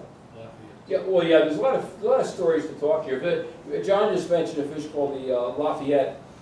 There's a saltwater fish, a member of the drum family, called a spot, and it's got the colloquial name of Lafayette. They're a fish that is very sporadically in the Hudson. Like a lot of wildlife, there's abundance and scarcity, and for this fish, occasionally they're very abundant in the lower river. And it just so happens that after the American Revolution in 1824, America asked the Marquis de Lafayette from France to reward him, to give him thanks for all that he did for us during the American Revolution. Had him come back to New York City, they did a ticker tape parade. And that particular summer was a summer of great abundance of these little fish called a spot.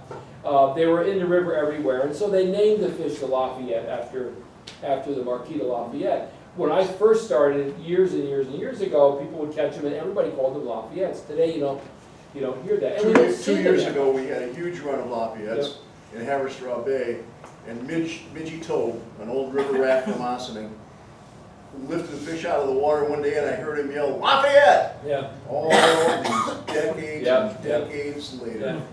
A lot of our fish have these colloquial names that are part of the color of the wildlife of the river, not just fish, but other wildlife as well. So, anyway, to answer your question about that fish, the ladyfish, there are occasionally one-of-a-kinds we get in the Hudson River. That we have 227 different kinds of fish in the Hudson. And by the way, I've got a list of them here. If anyone's interested when we're done, and you like a list of all the fish that are in the river, as best as we know it. I mean, we're pretty certain there's many of them out there that we've never had the opportunity to put a net in the water at the right time to catch it, but we will.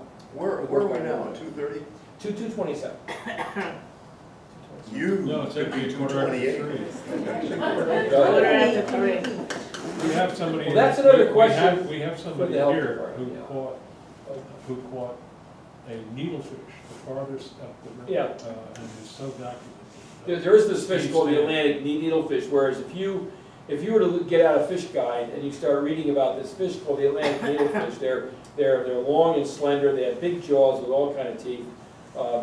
They're interesting because I smoke almost everything. When you smoke a needlefish, it's the bones turn bright Kelly green. Yeah, this is an old one. But yeah, there you go. There you go. Anyway, if you read the literature on this fish called the needlefish, they need some salt in the water. You just don't find them in places like Kingston. Yet I know Steve Stan several years ago, maybe 15 years ago, sailing off the beach here, right here in Kingston, caught Atlantic needlefish. So He's so documented. well, exactly. One of the things that like Chris said, we never go to the river any day we don't discover something new. And as soon as we think we know something about something, we're humbled by this river. We're reminded that we can think we know quite a bit, but we never know it all, and we always get to a point where we can learn more. There's three of us will agree to one thing, and that is that you learn something, but every day, no matter what, the river's different. Oh. It's different.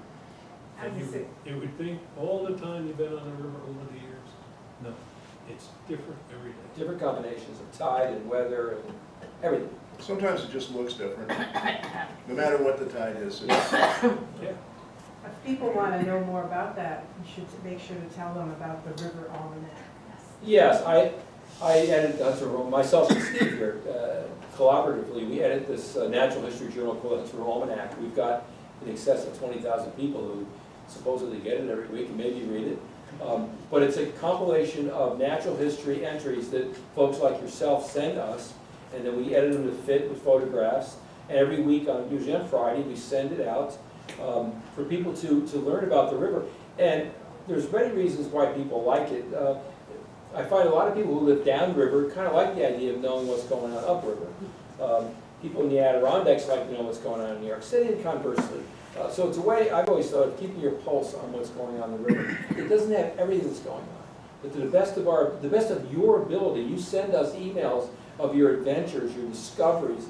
It could be a beautiful sunrise or a sunset or a fourth grader writing a poem about what the river means to them. So it's all those kinds of things. I think my favorite entry was one you got about 6 years ago. Moose. Oh yeah. Big moose. People don't realize we have moose in the watershed. Up in Newcomb, Ruth Albert, who's a woman who lives up there. She has a bait tackle shop now, and she was out in her yard walking around. And I guess people weren't used to seeing moose. All of a sudden, this big bull moose showed up. One was killed right outside of Croton last summer. Yeah. Well, a couple of years ago in Beacon, down there, I was assigned for half a day to keep an eye on this moose, so cars wouldn't hit it. Anyway, the Almanac, if you're interested, it's free. It's an email that we send out. Steve sends out every Friday. There's a clipboard out there. Your name and your email address. and you'll get it. And at some point you decide you can't take it anymore, just tell us and we'll take it off the list. But anyway, if you're interested in getting it, I just call it, so. Thank you. Are there any more questions?